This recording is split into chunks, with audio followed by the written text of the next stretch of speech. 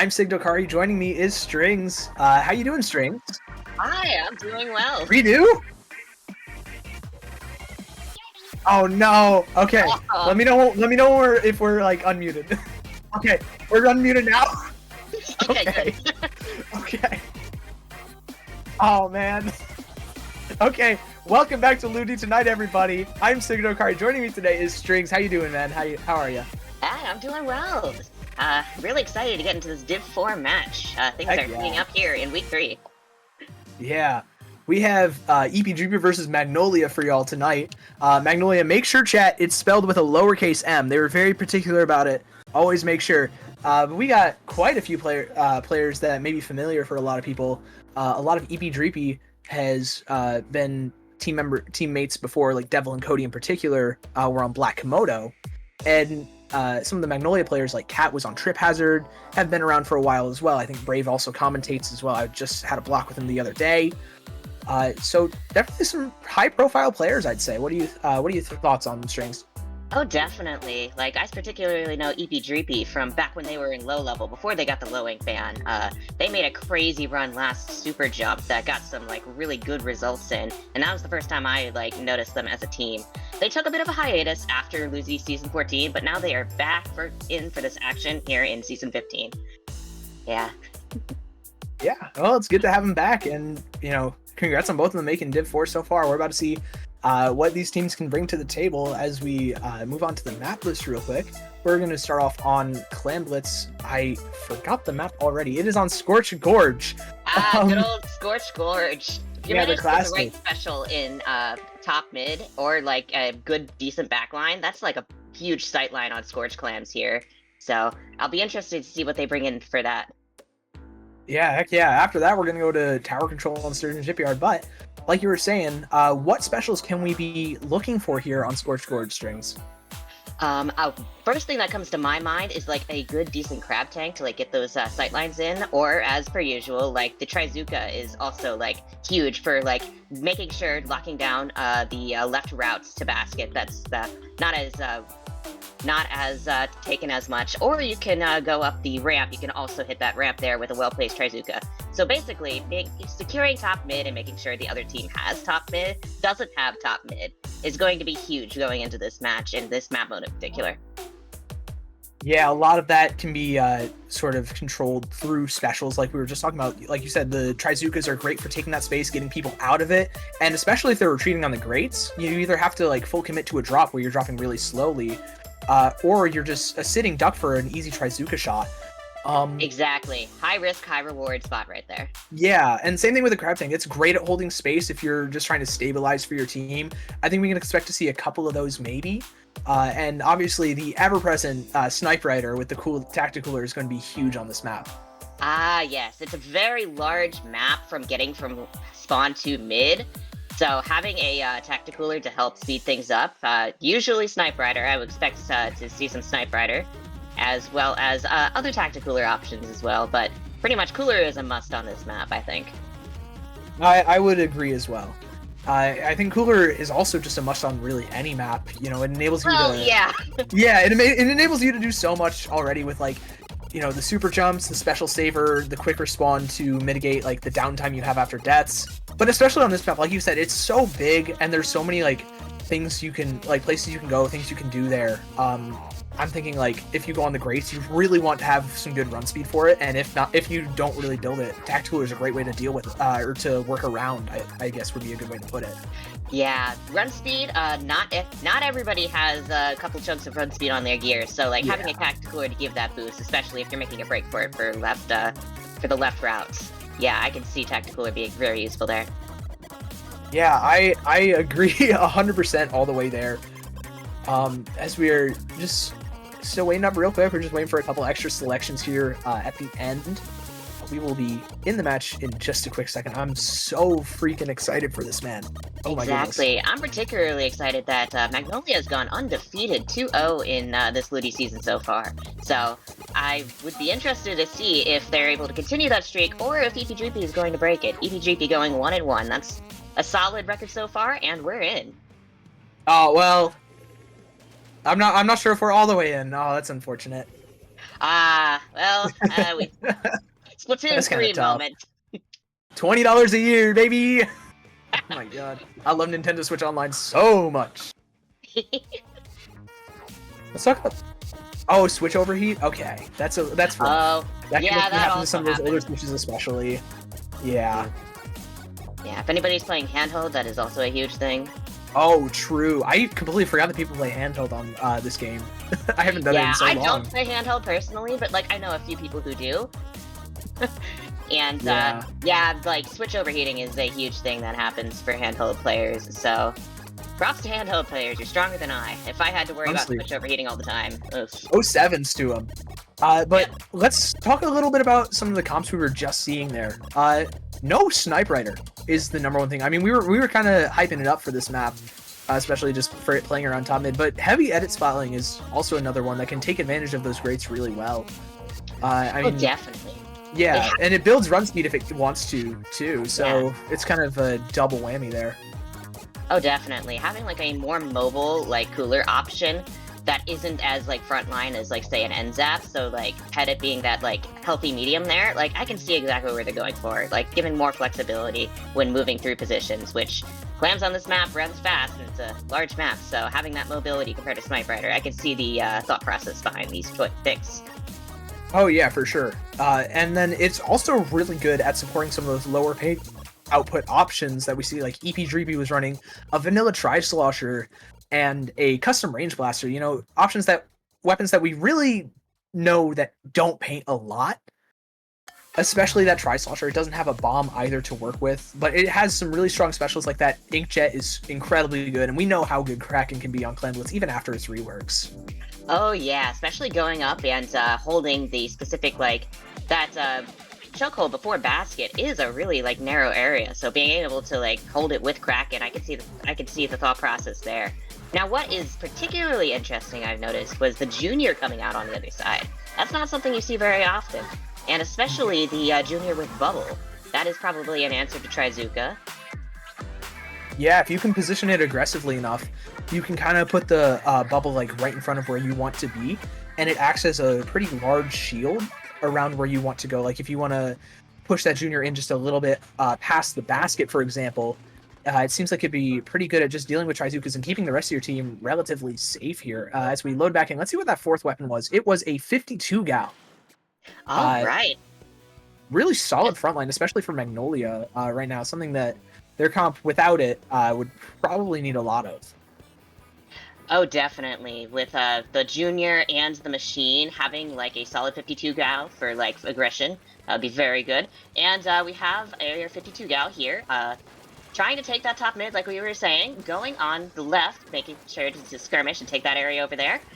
All right. Yeah, Cody trying to get aggressive onto that bubble, but goes down to the two members inside of it from Magnolia, and it looks like Magnolia are in a pretty solid spot with that man advantage. They're able to move up just past top mid and take out another member. I believe that's Devil going down, and Cody goes down to the Zuka again. Magnolia is able to get a lot of space off that Zuka and the Whale afterwards. There's nobody in EP near the basket, but Fox pops the crack and gets a pick with the Splat Bomb as well and clears out all of Magnolia. But before they all go down or leave, they can get a power climb in, and with Team Master jumping into the rest of the team, they can get at least one more clam in. Or Pizza Squid here with a huge Inkjet, gonna find two, almost finds the third, but 5 gets one pick in return before going down. Yeah, that was not a flashy push, but a push nonetheless with that bubble on the ramp, allowing people to just like get in. And with the 2 down on EP Dreepy, that was a huge moment to get just a few points on the board here. As EP Dreepy is taking mid, preparing a counter push, but oh no, their shot goes down and they are 2 down once again. Magnolia is making a push forward again. Yeah, Magnolia able to turn that situation around pretty well. A couple members going down there, but they were able to hold strong, provide those jumps, and move back up. And now they're looking to try and get another power climb in. It looks like Dripsy on that sloshing machine is going to be able to do it and stay alive through the Kraken, and Devil just sitting on that top mid. However, it looks like it's not going to be for much longer, but 2 picks from the Zuka, a single shot of it. coming in means that Magnolia is going to be able to stay up here on the platform for quite a while longer without a power clam. However, still having that amount of space and being able to hold it while somebody on your team grabs it is going to be massive. Dripsy here, especially just poking out the top right and making it hard for Devil and Fox to play there, is going to be huge. 5 on this Shark. Oh, definitely. I would always like being there, trying to like throw bombs, flush out the enemy there in that ledge there. But if you have like a machine parked there and they are holding that space well, it makes it very difficult for EP3P to try and flush people out and get a foothold in their own plat. As we see, once again, looks like clams are coming in on the side of Magnolias. They got a push going. We are down to 31. I don't know if that's going to be enough for a knockout, but the clams are coming in still. And there isn't an answer yet from EP3P. Alright, we're at 16 clams left. We might be able to get the knockout. Oh, but that is 3 down. I think the push is over for Magnolia, but they are just asserting their presence here in mid, and EP3P has a long way to go in order to turn this around.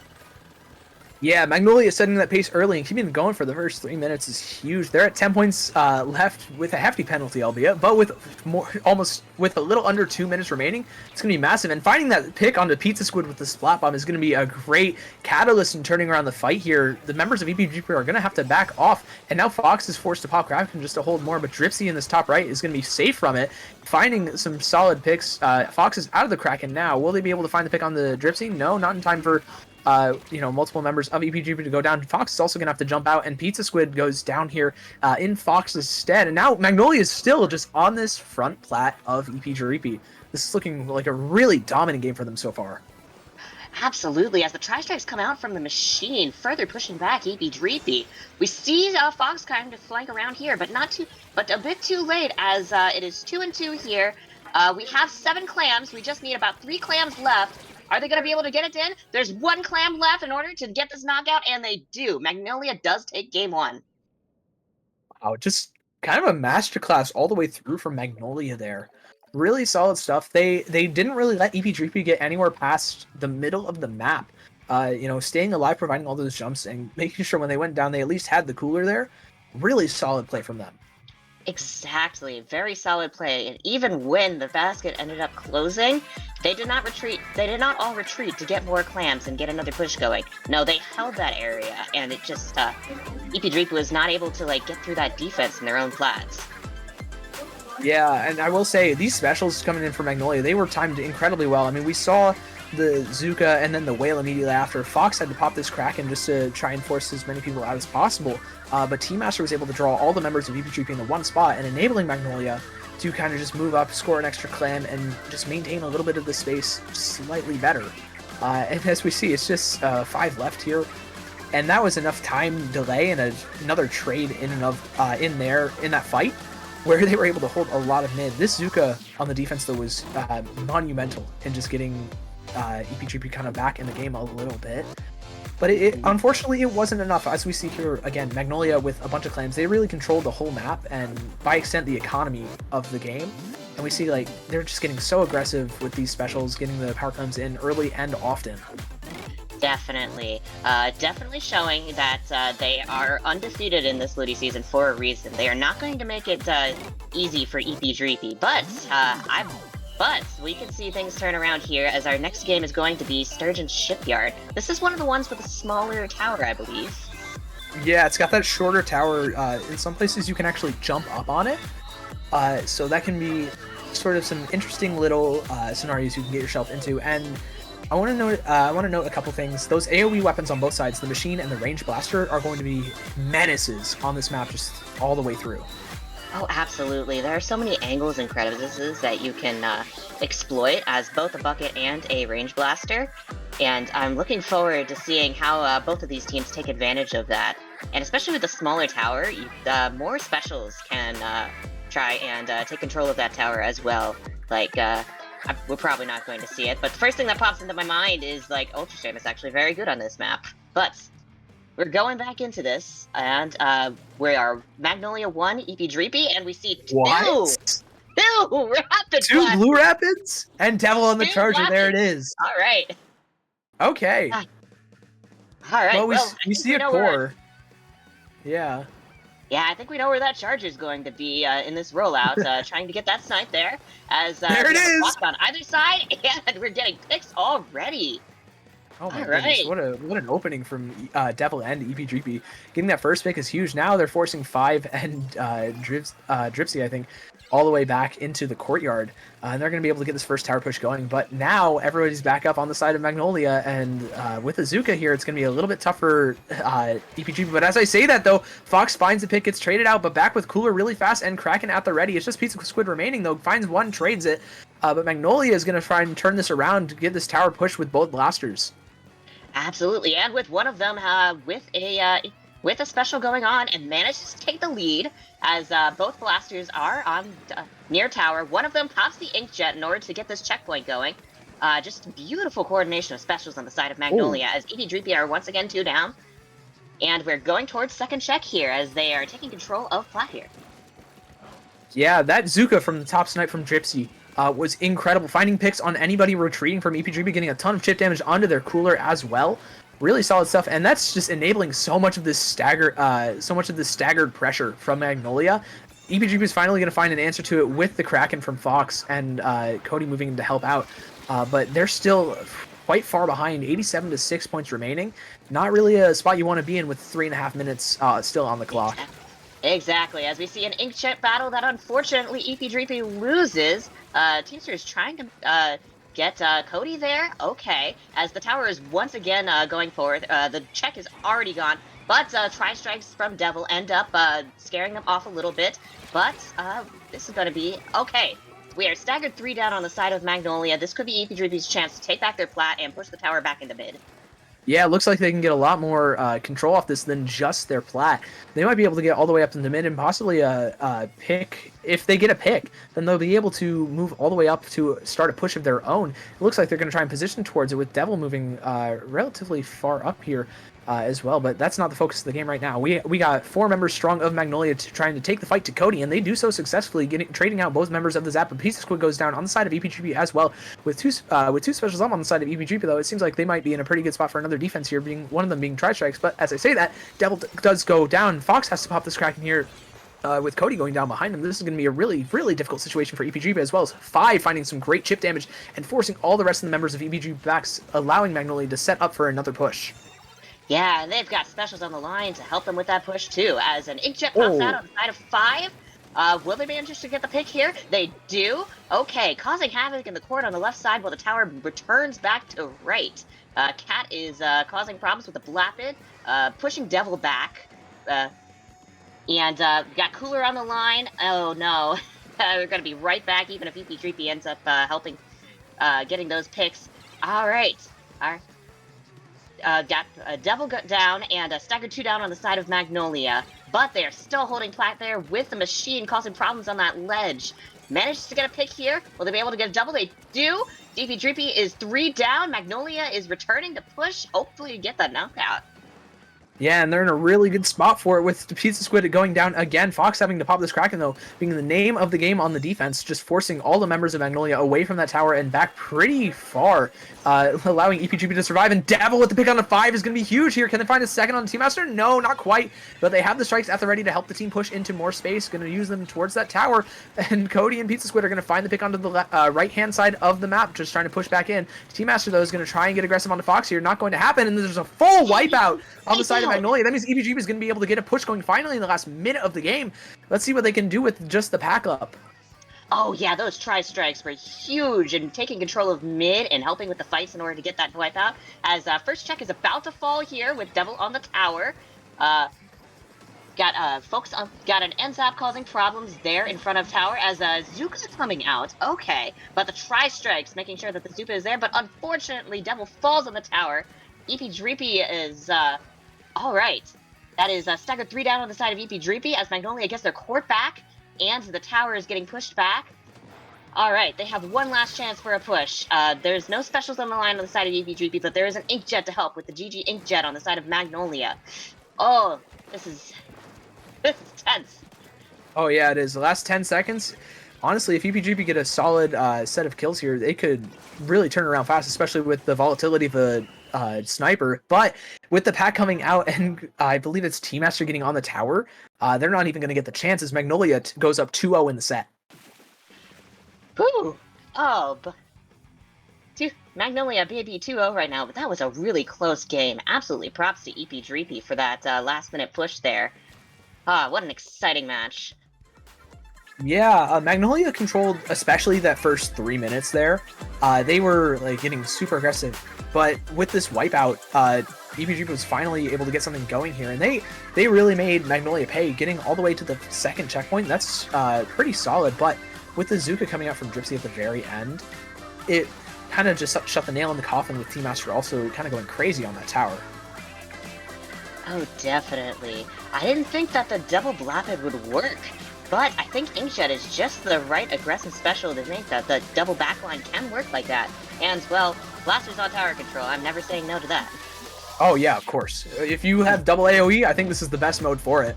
Rainmaker it's pretty good on, but if you have, a very slow-moving objective where people can only dance around a little bit of it, that's where Blasters especially are going to shine. And if you have two of them, that's all the better for you. Yeah, 2 Blasters in a machine. What a very interesting combo beside Magnolia, but hey, it ended up working for them.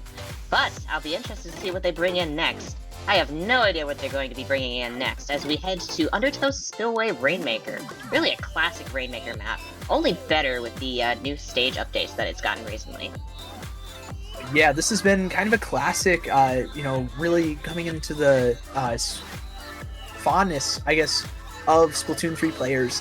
Been in the map list for a very long time now, since the launch of the game. And like you said, those map changes made it much more enjoyable to play on with those little, a lot of people call them shower underneath the snipe areas, and opening up a lot of the other places for the Rainmaker to push through, like that uninkable area, or at least it was uninkable before the map rework.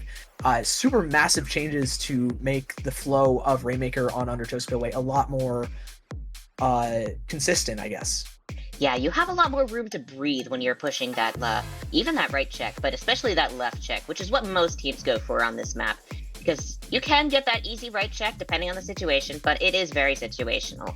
It's very hard to push beyond that. As we are going back into Rainmaker game, what do we got? Oh, we got a charger from Cat. Okay. All right, and a Nautilus coming out from Devil. All right, we're doing a backpush comp on the side of EP Dreepy. Maybe that's exactly what they need here. Yeah, they might want to run with a little bit more of that flexibility, and Nautilus really provides that. It also provides just a touch more paint than Charger. English is a very fun language. And it seems like they might need that, especially just to support Fox and Pizza Squid here. It's not going to work out quite well for them this early, though, as 2 members of EP3 do end up going down. Make that a delayed wipeout, as 5 is rushing this Rainmaker all the way to the left side. Going to get a first checkpoint pretty early, unless Devil has something to say about it, which they do. However, Team Master is here to clean him up and try and push for more with Cody. And Pizza Squid right there, finding the pick onto Cody, and that's going to enable Magnolia to get that first checkpoint out of the way. Oh, definitely. They are trying their best to use the ink back in order to get extra points here, but no, they do not get the wipeout. EP Dreepy successfully stopping them there, but oh no, not quite, as they went 3 down and ended up getting the knockout anyway. Yeah, you can never underestimate that backstop. Like that. Yeah, that will sometimes just happen on Rainmaker, even with these checkpoints that they added in Splatoon 3. You can still just sometimes randomly get rolled over by a team, and we just saw it happen, especially with that Vac. That Vac shot at the very end of the game, just the Vac pocketing the Rainmaker first off, just getting it all the way down to 10 points was huge. Make that 8 points. My apologies. But then the Vac shot directly afterwards as well, just to clear out 3 members of EP3B. Absolutely massive. And then it was just simple cleanup from Magnolia there, just rushing that Rainmaker all the way up. Yeah, I found that Inkfat is always an underrated special to bring, but in specific situations, such as that choke point in the Rainmaker on left check for Undertow, it was an absolute game changer on the side of Magnolia, so I understand exactly why they brought the Vanilla Charger over other backline choices there. Yeah, really, really solid option. I remember several teams, especially in the beginning days of Splatoon 3, we're really bringing that Charger, loving to use the ink back on that uninkable, now turned inkable zone. And I mean, we really just saw how potent it can be. Really solid stuff for Magnolia to go up 3-0 in this set. Yeah, they're undefeated in Ludi's thus far, and 3-0 in this set. Magnolia is going to be a force to be reckoned with. for the rest of the season here. As Game 4, we are going into some Splat Zones on Umami Ruins. Ooh, a fun double zones. You want to try Yeah. and take the top mid when you can, because you can have good sightlines on both zones, as well as the choke point in front of Dome on the other side. So, if you manage to take that top mid and have like a good special in order to hold that, having a backline parked there and support from your other teammates, it could be a steamroll if need. Yeah, as we take a look at the groups for Ludia, specifically the group that EP3P and Magnolia find themselves in, I believe. Sorry, I don't have my glasses on right now. But yeah, Magnolia has had a pretty solid cruise through a group so far. I think a 5-2 wins, I believe, for the first 2 weeks. And it looks like they're looking to make that a third one, maybe even a sweep, if they keep this up against EP3P. Meanwhile, EP3P are trying to just bounce back. They had a rough week 1, but they answered back pretty well in week 2, and now they're looking to keep that good momentum going right now. Absolutely. It's not over yet, folks. It'll be interested to see what EP3P has to say in the Umami Splat Zones. Yeah. Umami Splat Zone's another map that got changed relatively recently. The zones are slightly larger. I don't think they're just the rectangle now. I think they kind of curve around the top mid area a little bit more, as well as that mid area being slightly higher up and having more area to work with, in those smaller choke points right in front of the zone if you find yourself on the defense you're trying to retake the zone. Oh, definitely. Having just some more room to work with on a double zone, especially with mid going around mid not quite being an option, so you're forced to go either left or right in order to make a good push. The extra space to work with the rework is very much appreciated. I know I've felt that quite a bit when playing this map mode, so I'm hoping the teams take advantage of that, and yeah, run out of things. Yeah. I feel like a lot of those map changes, like we were just talking about Undertow, it's a lot more consistent in the flow.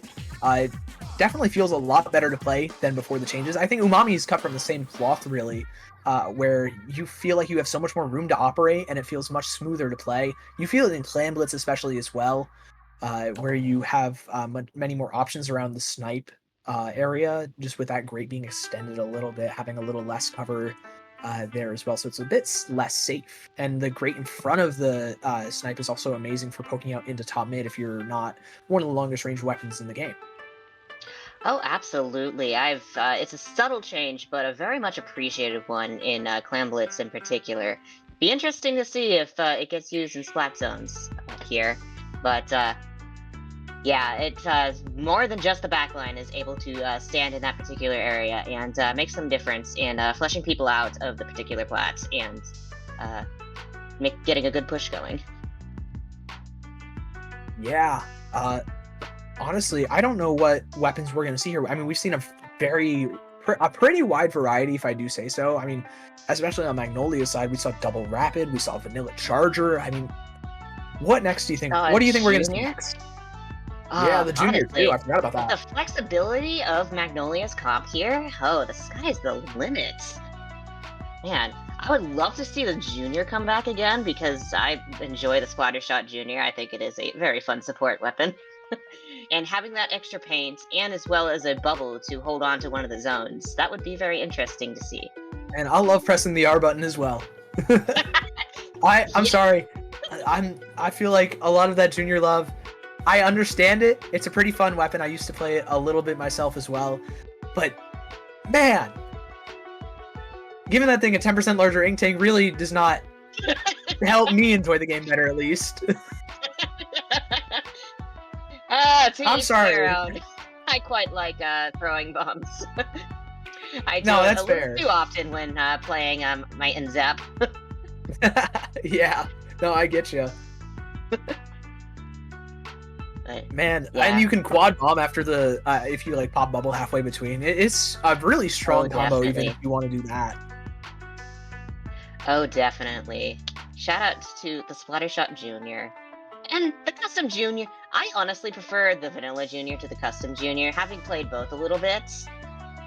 The torpedoes are nice for causing chaos and locating folks in fights, but I don't know. There's just something about good old Splatoon that I quite like.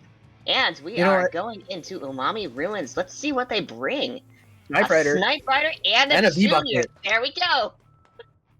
Yeah, All right. double Snipe Rider. Snipe Rider is so strong in this map. I forgot to even mention that. You know, like we were talking about with just sitting on Snipe and being one of the longest range weapons in the game, you don't have to really push yourself up too far past it on that uninkable tart part, and you can poke out a lot from just sitting on top mid if you're already holding the zone. All right, and it's a skirmish here in mid as both teams take one zone each. Cat Hero, the Snipe Rider, maybe be able to solo this zone themselves, but all right, yes, and it looks like Magnolia is in control of the zone, but that doesn't mean too much at the very start of the game as it is 2-2 for both teams, as specials are on point, as Tri-Strikes are coming in for EP Dreepy, hoping to get that zone back as Magnolia does lose control here. We'll see if EP Dreepy can successfully take the zone on left here. Yeah, Dripsy had an amazing 1v3 there, finding 2 picks and getting traded out for the last one by T-Master. Great, you know, just allowing EP Dreepy to push back up and letting Dripsy and Brave to kind of take over there. Now with the Crab Tank and the bubble set up, it looks like they're going to be looking to hold on to the zone for quite a while. Might even get it past 35 points. That'd be pretty big for an opening push, especially with only a minute 30 having elapsed by then. And Brave here getting pretty aggressive with those burst bombs. Finding the pick onto Fox is going to lead to even more points ticking down. It's just the jetpack left for EP Dreepy in terms of specials, and they're going to pop it right now, try and find some value, find some picks to get in with it. And it looks like they're not going to find it, but it's going to stall enough time for the Kraken and the Tri-Strikes to get in. Brave is caught in between a rock and a hard place, finding the pick onto Cody, but Fox with the Kraken is going to shut him down right there. However, it's not going to be enough. Magnolia still finding the people to just stay in control of these zones for as long as possible, taking all the way down to past 10. Oh my god, they're still winning these fights. Oh my goodness. Yeah, but EP Dreepy is finally put a stop to the ticking down, but unfortunately going 3 down, Magnolia just bounces back as there are 5 seconds left. EP Dreepy trying to make something happen, and that is a knockout. Magnolia is taking this game and is now at match point against EP Dreepy in this set. Just absolute dominance from start to finish on that 4th map for Magnolia there. Just really solid play, playing their lives, playing these really solid spots, and winning almost every single fight that they were in. Really, just great play across the board from every member of Magnolia there. Yeah, there was some good special coordination on the side of EP Dreepy to contest the zones and try and make a good push happen. But Magnolia was in exactly the places they needed to be in a particular flow of the game, and that made it difficult for EP Dreepy to try and get their footing in, getting the zone flipped fully. Yeah, and I want to highlight there, how on earth did T-Master get all the way up in front of that left-hand zone to get that bubble up? That's nuts. That really started everything for Magnolia there. And I don't know how they managed to get up there. That's absurd awareness from them. Yeah, we saw that before in Game 1 during the Clan Blitz match, where they stuck past CP Dreepy in order to get the bubble going, and that was able to allow Magnolia to get that first clan push going on. As we are now at match point, and the next map is going to be Clams once again, this time on a Museum del Alfonsino. I hope I pronounced that right. Honestly, it's close enough. Museum del Alfonsino being one of the larger maps, much more wide open than something like Umahami, which has quite a fair bit of cover if you just move like past the zones. You have pillows everywhere. You have these friendly little like Tetris blocks of cover like you see in L Piece. And now we move on to something a little bit more open. You just have like that middle spinner block to look at. We might be seeing another double pencil game for both teams here. Oh yeah, controlling that spinner in such a open and exposed mid, such as Museum, is going to be huge. Especially since you kind of have 2 options in order to get onto the enemy's path. Flat, you have the ramp, which the enemy is definitely going to be looking towards in order to stop pushes there. But you also have that sneaky right checkpoint, and both are going to need support from top mid. So whatever these teams are bringing, let's hope that they have options in order to control top mid here, as we do see the pencil on the side of Magnolia. The Junior returns, and we see the new headed coming out on the side of EP Dreepy. That's a credit. Yeah, we're looking to use that crab tank, I think, the EP Dreepy here. just to kind of hold that space, be the backline for a little bit while the rest of the team gets aggressive and plays off the chip damage. However, they're going to need to play a little bit slower here as Fox gets picked off, and Magnolia are going to be able to take pretty decent control of mid with that. Team Master here just trying to paint for that bubble, trying to get it up, get it, popped in a really good spot, like they do just now, finding a great trade and allowing Dripsy to move pretty far up, take this aggressive positioning, while Cody isn't really able to do much about it, especially when I believe that's Brave pops the Kraken right inside, Crab Tank right inside of the bubble. However, EB does manage to stabilize pretty well. They're able to find their footing once again and restore this to a pretty neutral game. Cody, you're getting pretty aggressive with the Crab Tank from Pizza Squid, helping him out, finding 2 picks. EPGB will do, and now they're looking to try and get even more aggressive on the 2 remaining members of Magnolia here, maybe get a push going of their own. However, they're going to have to deal with Team Master in the bottom mid and Cat on this right side, and it looks like they're only going to be able to get one of them for now. Yep, and Devil taking the correct joint and jumping out because Brave was about to take top mid there and has ended up... the museum ledge here is also a very good thing to control if you're on the other team, as Brave is making good use of that in their push forward up. As we have a Crab probably going to get product in mid here. Yes, we got a Crab in mid here. We got a Zuka coming from the right side, as we have a Power Clam coming in on the side of Magnolia. And they do get the first push, as the bubble right in front gets some more clams in, but EB is coming back, making advantage of that bats and some more specials in order to clear out their class. But not quite, as there are 57 points remaining for Magnolia. A huge starting push. Brave with the cheeky little sneak of the Power Clan, but Cat also on this defense remaining so strong, finding 2 huge picks to keep Magnolia in a very stable position here, while the rest of the team just jumps in with the Power Clams here and able to score even more and chew through that entire penalty. Team Master finding 2 picks with 3 inside of the bubble. Are you kidding me? It's just Cody remaining now. Magnolia also all went down though, and that's going to mean EPGB has a lot of real estate to work with if they choose to take it here, and it looks like they're gonna do so with some of these bombs. Yeah, we're about halfway through this match, folks. If they have to try and take advantage of this numbers advantage while they still have it. As Fox here with the range blaster ends up getting a pick on top mid, going towards the ledge here, gets 2. Oh my goodness. Range blaster doing what it does best, being a demon on the ledge, as the Fox ends up causing more problems getting on that match, as we see some clams jumping in on the side of EP Dreepy. It is now EP Dreepy's turn to cause some havoc in the enemy team's spinner. But with some specials, Crab on the left and a pencil on the right here on bats, making careful, EP Dreepy wipes out. Oh, unfortunate, but does end up getting some points on the board. Yeah, they sacrificed their entire team, though, just to get 1 Power Clam in, and with only 1:45 remaining, it's looking really tough for them to mount a comeback. They also only have a Crab Tank in the face of Magnolia's offense here, and with the amount of bombs that a junior can output right now, it's going to be really tough just making sure that Crab Tank doesn't get damaged too much.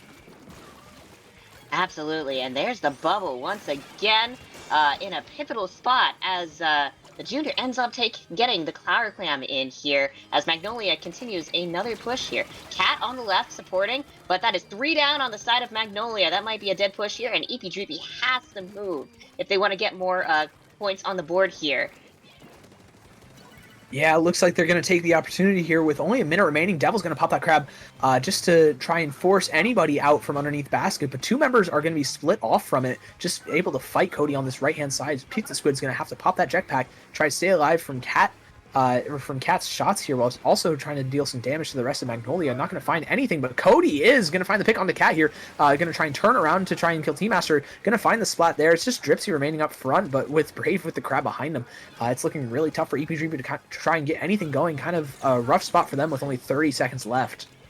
Yeah, they do have a Crab going up, and that Crab is getting popped here on the side of EPGP, right where you want a Crab on this map. This is their push. This is the stand for EP Dreepy here. But that is 2 down, and that's going to be a staggered wipe here for EP Dreepy, as they are trying to get another Power Clam and to get back in there. But time is ticking down. Magnolia is right back at it here in mid. Devil and Pizza Squid trying to get some clams going here, and this is going to be overtime on the side of EP Dreepy. They have to run now. Someone's going up in top mid. Piece of Squid popping that Inkjet here, as Magnolia just needs to hold defense in order to take this. And they're doing quite a good job at that as well. Yeah, only 2 members going down to the 3 specials used by EP and with no overtime remaining, Magnolia are going to complete the sweep in week 3 and take the full set 5-0 against EP. Props to Magnolia. EP did not make that easy for them, but they proved that they were undefeated this Ludi season, and they are for a reason. That will be their 3rd victory for Ludi so far. Yeah, they're kind of cracked with it. They were able to use a variety of weapons and kind of some different strategies with the different weapons that they use. No back, full back, double blaster, everything on the table for them. And they showed why they're so good. Like they're undefeated right now.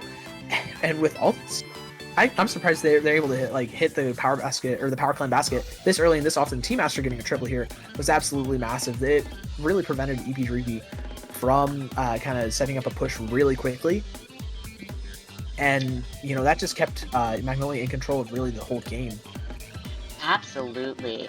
Like, Magnolia didn't need to make those quick plays happen, and just took their time, held their space, and used their specials to their advantage in order to hold mid and hold their area. And EP just did not have an open inning in order to get a good push going on. Yeah, and this double from Kair, super pivotal in that offense. It was 3 members against just Cat on this in that neutral hold, and Cat was able to hold strong, provide some great jumps, and allow one of their teammates to just get a flank off really quickly there. Really solid stuff just all around from Magnolia. That isn't to say BGB didn't have their bright moments though.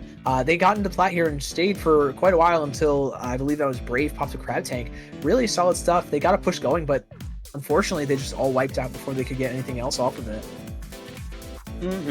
Yeah, absolutely props to both of these teams during this set. Those were some tense and very fun games in order to spectate here on Ludi's night.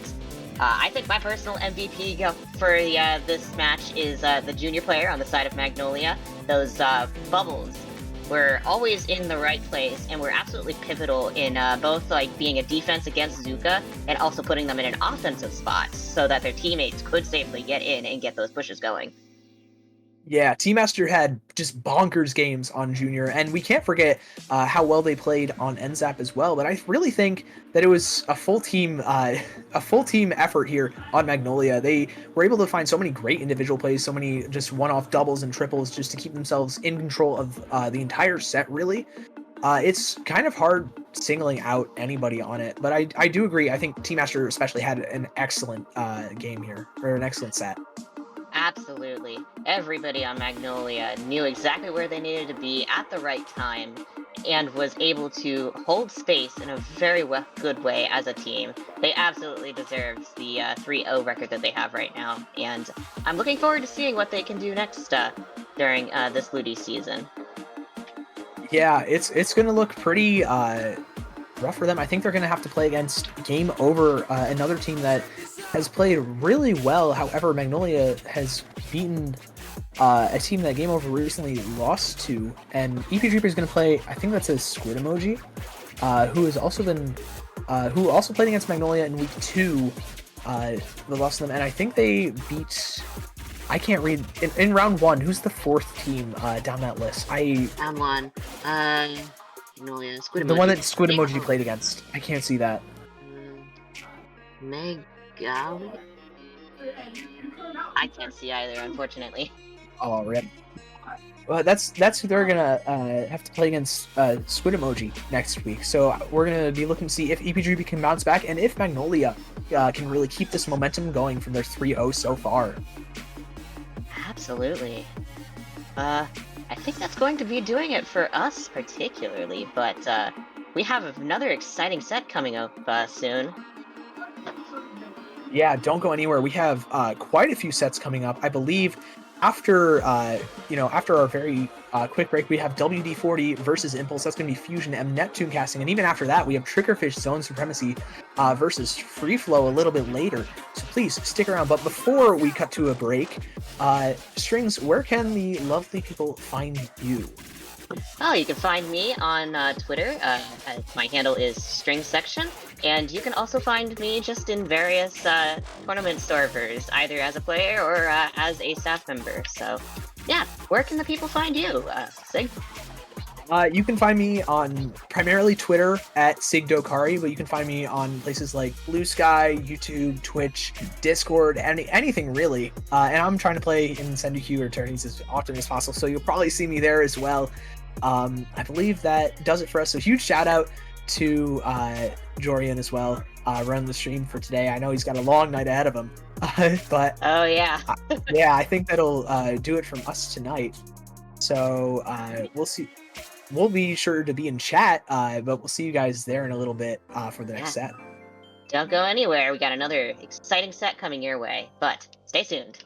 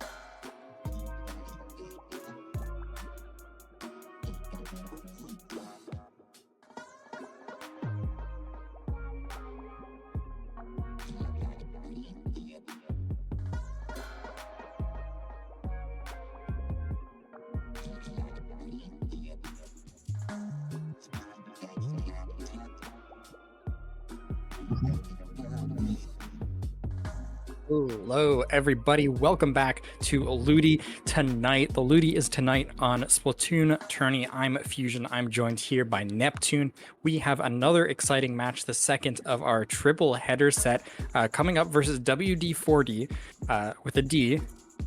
Instead of the 40 versus Impulse, and I think this is going to be a pretty exciting match. A little bit surprised to see both these teams starting the season at 0-2, but one of these teams is going to come out victorious tonight. How are you feeling tonight, Neptune? I'm feeling pretty good. It's always like such an interesting interaction between like two teams that are currently 0-2 because there's that suspense. It's like, oh man, are we still going to be in the playoff run, or are we still going to be able to make it here? And it's always just a little bit of that anxious and like a little bit of that mental like going into this game, right? And I think that's definitely going to be very important for both these teams going in here, Fusion. Yeah, it absolutely is. The playoff run, I think you can still make it with a 3-2 record if you get the right wins. But either of these teams are battling it out just to be the best they can right now. Playoffs are, they come later. I think that's just a healthy way to kind of approach the season. Yeah, In definitely. general, you plan too far ahead and you get tripped up by something you never would have expected. We see actually WD40 and Impulse both getting on the board in their previous matches. So first week, WD40 got 2 games off of Loxier. Impulse took 3 off of Free Flow. Same with WD40, who also took 3 off of Free Flow. Impulse also going down to Strawberry Soda. But yeah, both these teams looking pretty even against Free Flow. That seems like it's going to be a close match. We're going to be pulling... starting this match off with Clamblitz, so that could be the map or the mode that shows up 3 times this set, which I'm always excited to see. It's probably my favorite mode to play in comp. Yeah, I'd say Clamblitz is like probably a fan favorite now that like Crack and Cheese is kind of taken away from it now. So like people actually have to like put together more organized pushes, right? Use those specials, get to that ramp area, right? Especially with Scorch Court. Scorch Court has been around like since the launch of Splatoon 3, and I feel like a lot of teams have had the time to just like sit down and like just figure out exactly what they want to do on this map here. Various teams have different ways of approaching it, depending on like specials, what weapons are brought in here. Because I feel like there's always something for some weapon on this map here, Fusion. Yeah, absolutely. there's a lot of things that you could pull off here, but something that I'm looking forward to seeing out of Impulse, we've actually been scrimming them a few times, is, like you said, the Kraken, the 96 gal. I think that's something we're going to be seeing from Impulse. We may even be seeing it from WD40, just because it's a still very solid pick on Clamblitz. We'll have to see. No, we've actually got a Tent and Carbon coming out. Tried and true combo, honestly. 52 gal is going to be the pick this time rather than the 96.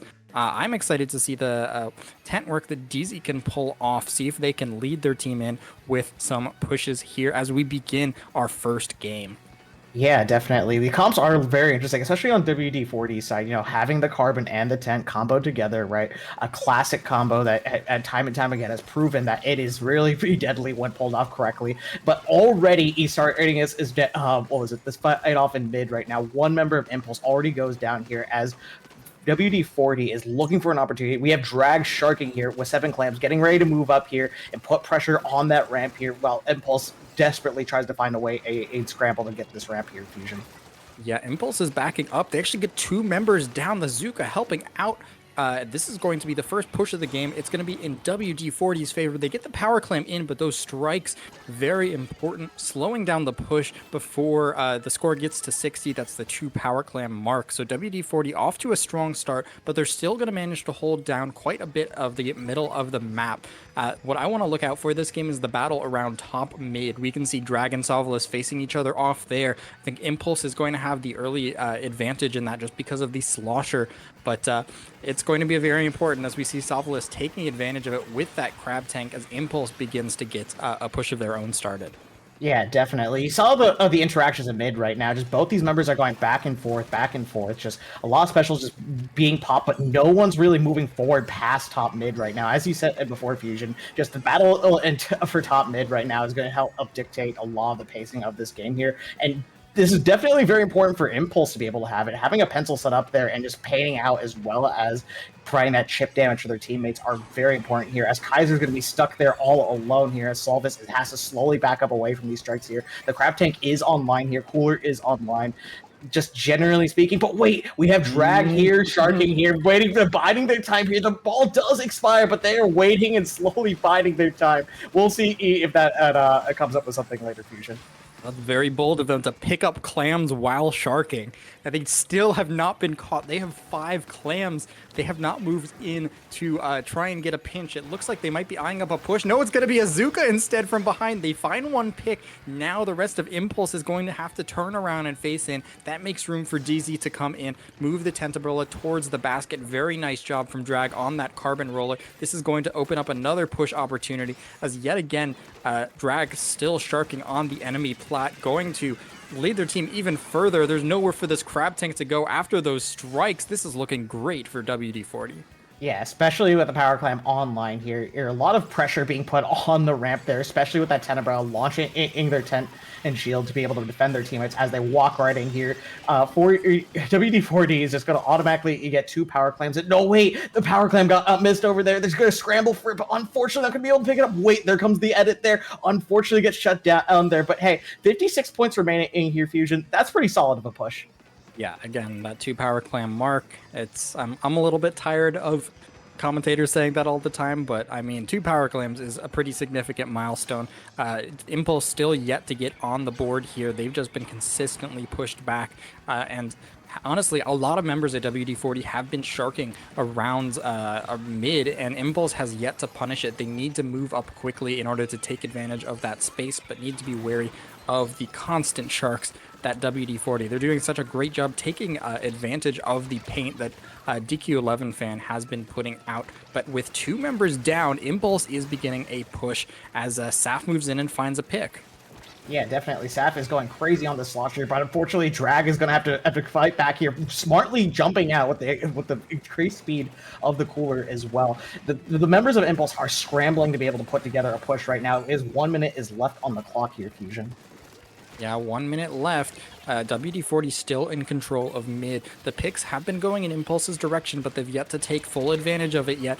Here we go. That's 2 members down. A push is going to begin. Members of Impulse are going to start shuffling over to that right plat. The strikes come in, but the carbon is still sharking. They're still guarding the basket. The Power Clam's just sitting there. No one's able to bring it into the basket. Arbiter moving up, but time is looking for that crab tank. They're not going to pick up the clam. They are just barely in time. That's going to be the first score of the game, but there's no other clams in the basket. Impulse so far from the basket at this point, they're just going to have to dive for it, and that's all they're going to be able to get off of this push. They have a pity clam, but that's it for what looked like a huge opportunity. Yeah, it's a huge opportunity that Impulse had right there, but unfortunately WD-4D proves time and time again that their defense is rock solid here. Barely letting any clans past that first initial Power Clam here. As we do get into overtime here, we have DQ11 fans moving up with this edit, getting a pick on one of the members of Impulse here. Saf has to run over here to just make a hero play all the way there, but no, gets shut down by that Zuka here. Oh my goodness, Fusion. That was quite the explosive game for WD-4D. Yeah, just the pushes that were consistently coming out. They did not let Impulse onto their plat for a single moment. It was just the 1 Power Clam that made its way to the basket for Impulse, and that is rarely going to be enough in an intense Clam Blitz game. So Game 1 going to WD-40. You always like to see that early game win. It's nice to get on the board first, give your team a little bit of morale. Yeah, especially winning the first game does set the tone and pacing for the rest of the set right here. So WD-40 already pulling off a game win here, especially on a mode as intensive and team cooperative as Clam Blitz here. It just goes to show just how they should be taken seriously. Even though they do have an 0-2 record in Ludi here, they're just ready to still be in this match here and constantly just put out a lot of pressure on that ramp here and consistently score their Power Clams throughout the pacing of this entire game. Yeah, I mean, we could see a lot of opportunities where Impulse was very good on the defense, but did not really take advantage on offense nearly as well as WD-40 did. We saw a Drag on the carbon roller consistently, a force to be reckoned with, moving up onto the enemy plat. Just being in enemy territory safely is something that Drag was particularly good at, and I think WD-40 was strong at as well here. Like the push in overtime could have made something work, but unfortunately everyone knows where you're coming from at that point. It's so hard to really push through. We're going to be moving instead to tower control this time on Sturgeon. When I saw this map pop up in the Ludi rotation for this week. I was like, I have not played this map in 2 years. Yeah, honestly, Sturgeon Shipyard, I don't know, it's like generally frowned upon a lot of the time right here, and every time someone hears you're gonna have to play tower control on it, you get a little bit of an eyebrow raise. It's like, really, we're playing tower control here? Generally, you see something more traditional like Ship Shape or like Manta Maria here, but Sturgeon Shipyard, I think, is a pretty interesting TC map, especially when we're getting into it already. You know, it can be quite snowbally. You have to get control of the window, you have to get control of that snipe here, but hey, we're locking it in here, and I'm thinking I'm seeing a vanilla ruler here? That is indeed, yeah, Vanilla Roller, similar pick. The bubble is definitely going to be nice at checkpoints, especially on a map where it can get kind of snowbally. Bubble's a special that can really help you win more. And I think that seems to be what WD-40 is looking for. Just take advantage of the space they're already creating. This time, actually, it's going to be 3 down, a full wipeout onto WD-40 at the start of the game. Members got picked off by that Zuka, I believe 2 going down. Impulse taking an early advantage here, and they're beginning to move up onto the enemy snipe. Drag again on that carbon roller. Impulse needs to be aware of the constant sharks that Drag has been pulling off, and they are not. This is going to be 2 members shut down, not even a checkpoint for Impulse after that full wipeout. WD-40 rebounding really hard. Yeah, definitely. I do have to say, though, Impulse was cooler, you know, that being able to just have Cooler go in as well. It's not nearly as big of a loss here, but however, the tower snowball is going to start here with the first checkpoint here. We already have Kaiser sharking with the 52 as well, waiting to pop that whale, looking for an opportunity to go up to that tower right now. And slowly right now, it's just becoming a bit of a scramble to get to that tower as these strikes are just completely spacing it out here. DZ is already on top of the spinner here with the 10 umbrella, and you have to respect that as well. And not many members of Impulse are going to be able to do much, but hey, 2 going down here, Fusion. That's going to lead to quite a lot.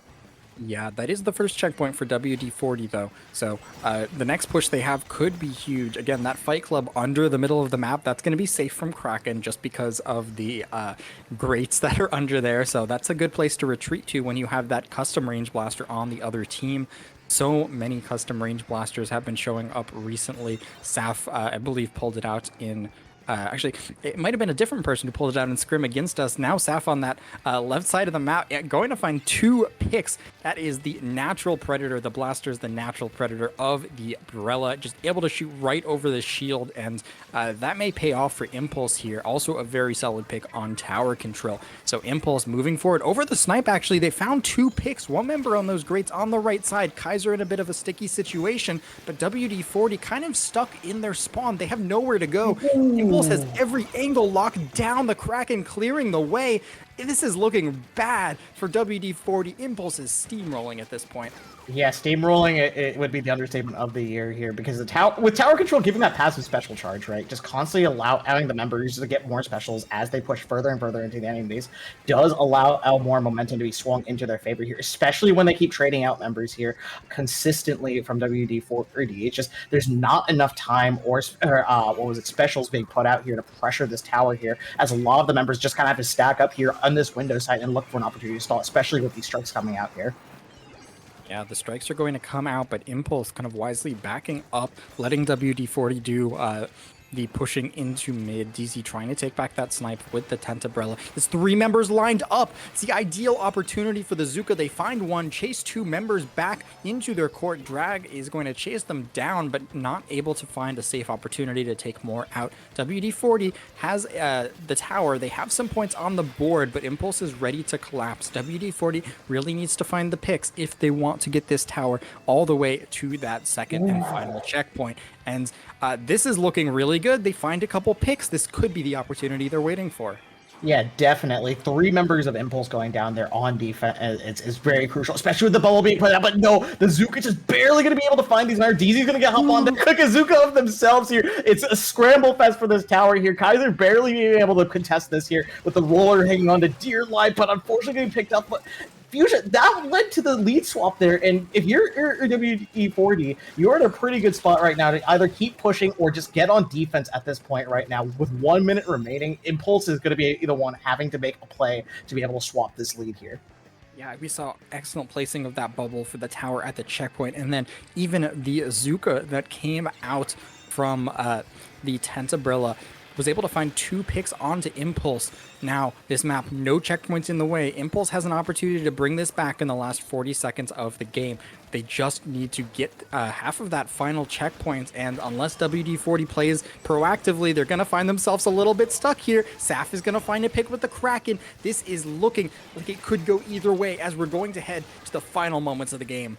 Yeah, the final moments of the game are ticking down here. They're winding down here. You notice the Octo shot on WD-40 has been holding on to those strikes, the GG strikes. You got to click those at the very end here and hop on the tower. You know, it's a classic Splatoon move we've seen all the time pulled up here. Time slowly holding on to this layer, but Saf is looking around, getting behind these grates here, clicking it onto the strikes, and already, wait, Fusion! They're still able to do it! The GG strikes didn't go through because Saf was able to shut it down here, and the jumps are coming in here. This tower is uncontested. Orbiter is running this for free. The bombs are coming out. Cooler is online here. This checkpoint is going to fall and lead all the way up to Impulse.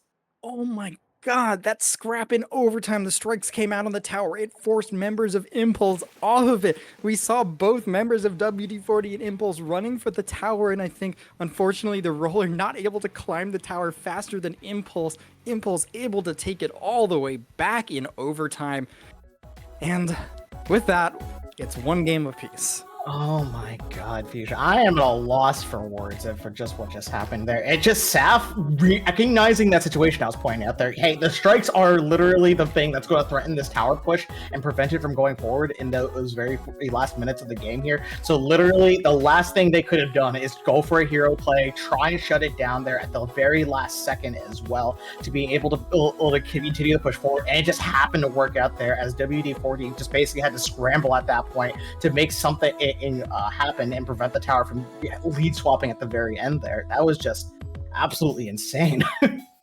Yeah, striking the tower when it was still in mid gave an opportunity to, if you're up here, first off, Saf pushing in was absolutely massive, taking the pick out on 2 members who were so focused on taking out the tower. Yeah, actually, it's the Tent Umbrella who's trying to vie for the tower at the very end there, but striking the tower while it's so far away made it so difficult to really tap it and get that victory guaranteed for your team. So it's just something to keep in mind in overtime. You think you have a kind of surefire way of winning, but there's always that little like extra step. You need to strike the tower and then tap it, or like crack in the tower and not get shut off. There's like little things that you just need to keep an eye on. But 1-to-1. Speaking of overtime win conditions, we have Kraken and Rainmaker, which is certainly fun. You can survive it, but it's not pleasant. Actually, no Kraken this time. We're going to be seeing, instead, same comp from WD-40, Impulse opting for 52 and Slosh, just like that Clamblitz game. Yeah, definitely. I'm also noticing the V-Shot is coming out here on the side of Impulse here. Just a standard Zuka weapon that you see here. It's already going to be popped hardly 15 seconds into the game here. Doesn't seem like it's going to find anyone quite yet here, but hey, this gives quite a lot of paint control into favor of Impulse. And just as I say that, 1 member goes down from each side here, and they're just ready to get something started here all the way up in mid, as multiple members are just scrapping around, looking for resources. The cooler is online here. A push is going to be started here soon, Fusion. Yeah, Tent Umbrella moving in. That's going to be the strikes coming out. Members of WD-40 moving up into the enemy court. Time kind of getting double teamed. They end up getting picked off by Sovlis, pinching with Kaiser. So nice job repositioning there. But WD-40 still going to get that first grab of the Rainmaker. They did focus the left side of the map very wisely, but unfortunately, the Zuka from a very nice angle is going to shut that push opportunity down. Yet again, Drag is behind them, and I don't think they're aware, so let's keep that in mind while WD-40 pinches with them. Yeah, definitely. With 3 members going down on both sides here, it is an absolute bloodbath in mid here. Kaiser is down here holding down the fort, getting the Rainmaker pop, looking for an opportunity just to wait for their teammates, constantly putting pressure with the 52 gal, especially when it cancels out that 10 shield and Drag immediately gets shut down here. That is a huge pick for Impulse, as that Urban constantly being unknown for their presence can cause like so many problems for the Rainmaker to be pushed up here. But now that they're dealt with, and a Rainmaker shutting down the 10 Umbrella with the Zuka, this is a clean first checkpoint for Impulse. Yeah, 3 members alive, just the 1 member of WD-40 keeping an eye on it. Sovel is on that flank on the grates. They get taken out. So now that means that WD-40 has a little bit of a wiggle room to kind of stay, paint up, group up as a team, and fully clear out this push. They are going to do just that. They take out the majority of Impulse, actually the entirety of Impulse, as the last member respawning in mid. Nice clearing from WD-40. They're gearing up from a push of their own, but they're going to have to deal with a lot of paint control that Impulse has. They're still eyeing down this left side of the map, but with how Impulse is positioned, yeah, the right side is an option. There goes the Rainmaker to the checkpoint, and that is going to be the check for WD-40. Smart decision, taking advantage of Impulse's positioning and able to get the first checkpoint and a few bonus points. Yeah, definitely. That was a really good decision to just go to the right side there, as most of the members of Impulse were stacked up on the left side, anticipating a push from there. But WD4 recognizing that situation there can just go to the right checkpoint immediately and just get a free checkpoint right there, which allows the Rainmaker to be pushed so much further up and not having to be slowed down by a checkpoint clear right here. However, it's going to be Impulse going to be the one running the Rainmaker right now, constantly putting more pressure, getting multiple members. 3 members go down. DZ is forced to jump out here as the Rainmaker is going to get pushed forward here. Kaiser's going to move up here with the Zukas here, getting it all the way down to 27 Fusion. Yeah, some nice points on the board, but now Impulse has to really regain some control here. Paints up, and they're able to get the jumps in from their team. WD-40 not able to really fully clear out that side of their plat in time. Sovelis moving up. They're farming for that Zuka. I think WD-40 kind of has an eye on it, but yeah, they're going to grab the Rainmaker, take it out the other side. Smart move is going to ensure that Impulse has to back out, but Kaiser was waiting for it, and now that's going to keep Impulse kind of alive and getting jumps in the middle of the map. The push may not be over, but it's the tide is kind of turned at this point. Getting the Rainmaker there while you're down a member or two, it's difficult to push that side of the map. So yeah. It's very difficult to push it on the top right as well, because you have to go through that unankable area as well. I could see perhaps a play coming up from WD-40, forcing it with the 10 Umbrella, being able to soak up all that damage as well. However, you're going to have to get through these members of Impulse in mid here who are watching and perhaps going to be looking for the right side after the first checkpoint clear. They're going to be a little bit more adept into this situation, but hey, 2 members go down here. Time's going to toss these tri-strikes and going to be probably running it forward with the Rainmaker. Yeah. This is WD-40 clearing off that left side of the map. They cleared out the drop. They're going to have to deal with the Slosher and I think the 52, yeah, guarding this left side, but they have a tent umbrella. The points can come online as long as the tent survives, and the Zuka's going to clear some space. Here's Time moving up, looking for the final points online, but it's actually going to be the Edit Arbiter shutting down that push, taking out 2 members in the process. Now it's a battle of the Edits as they fight for the Rainmaker shield. And the battle seems like it's going to go in Impulse's direction. Yeah, WD-40 ending up kind of stuck, having to fight for that Rainmaker or just leave. Now Time moving in, trying to make a hero play. They find one pick. The Arbiter moves in. That's the last member alive of Impulse. WD-40 comes back and takes the win again. 2 back-to-back pushes for the lead in overtime. Oh my goodness, Fusion. I don't know how much more my heart can take. We just saw 2 overtime situations, right, that just went poorly in the team's favor that already had the lead there. And it just felt like both these teams have been in that situation before where you need to scramble to prevent that lead swap at the very end there, but just a last-minute fumble with just a little bit of bad timing as well. This kind of led to multiple members going down and just leading to the other team being able to swap the lead nearly effortlessly once they got the pick secured.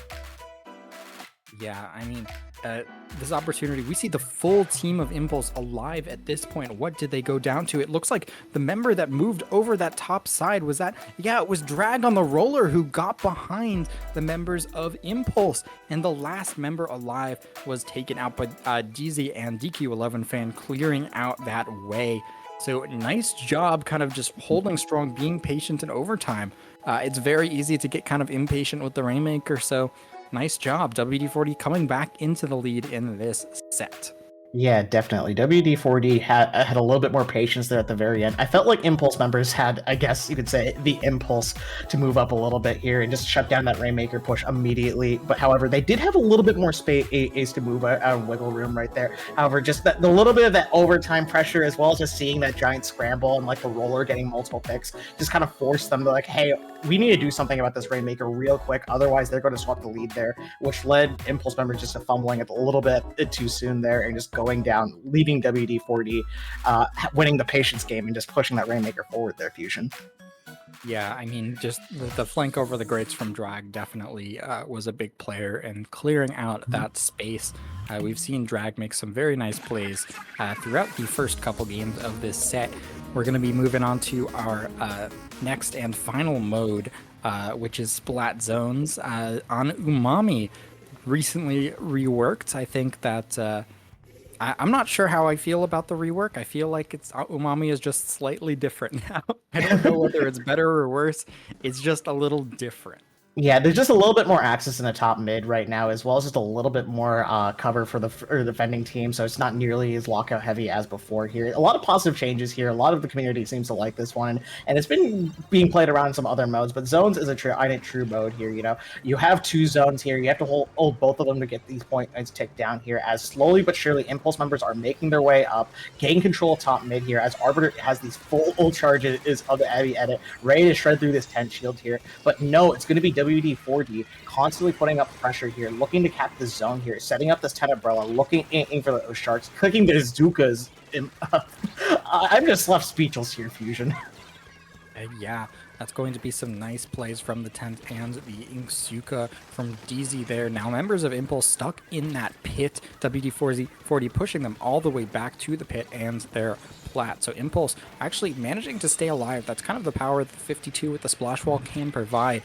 As Impulse tries to move back in. WD-40 still locking down the top of the top mid, but Impulse starting to kind of contest it. We can see Kaiser painting up mid. We saw Savalis moving forward. Now the tent moving forward. DZ trying to move around that right side. They combine with the strikes. They get a pick. Now two members down on Impulse. The Zuka, did that find 3 in a single shot?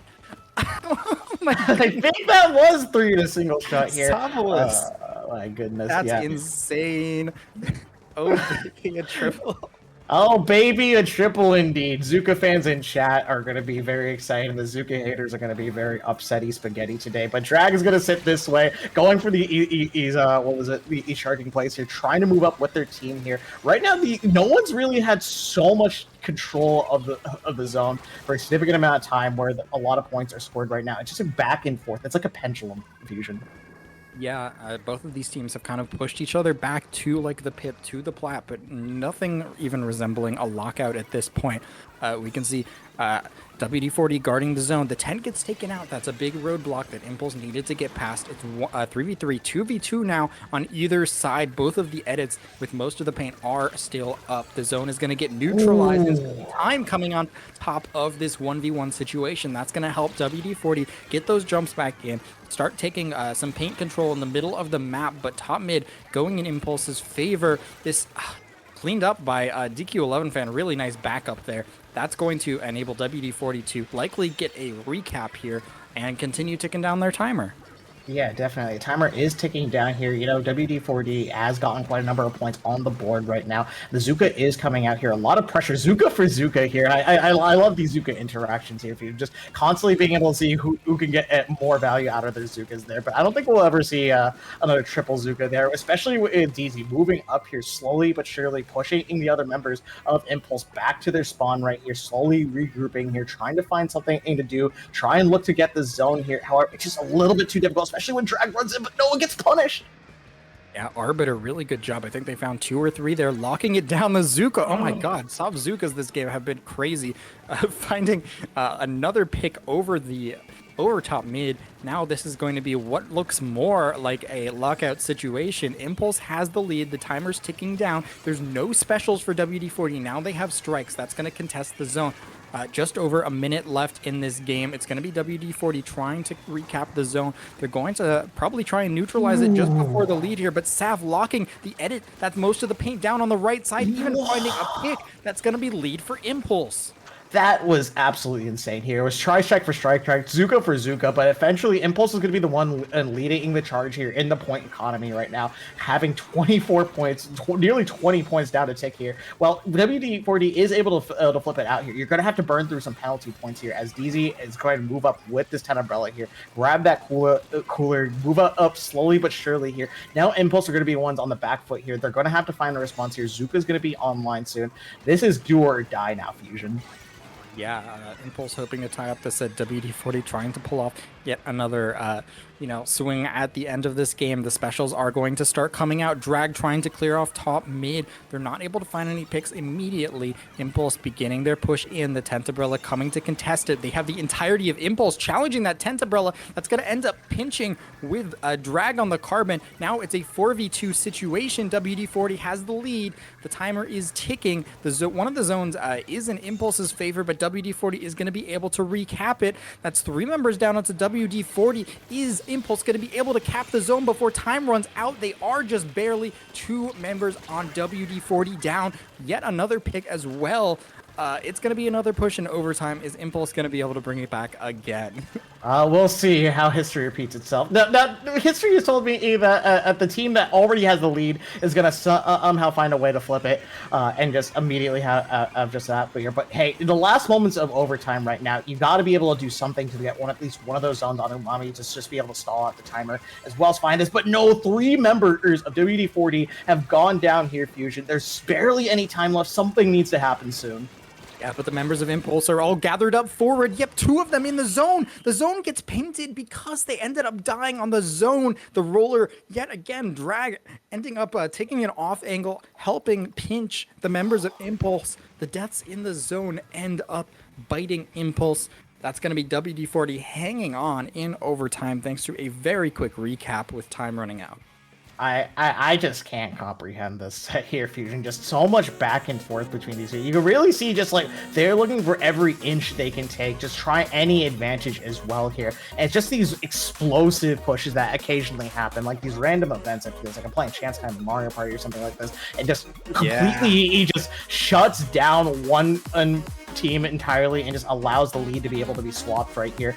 It's just this last minute here where all the members of Impulse are kind of grouped up and focusing on one fight at a time right here. It's kind of where they just get punished here, especially Drag, you pointed out early on the Carbon. Having those bodies go down straight on the zone just was absolutely critical in preventing the lead swap from happening.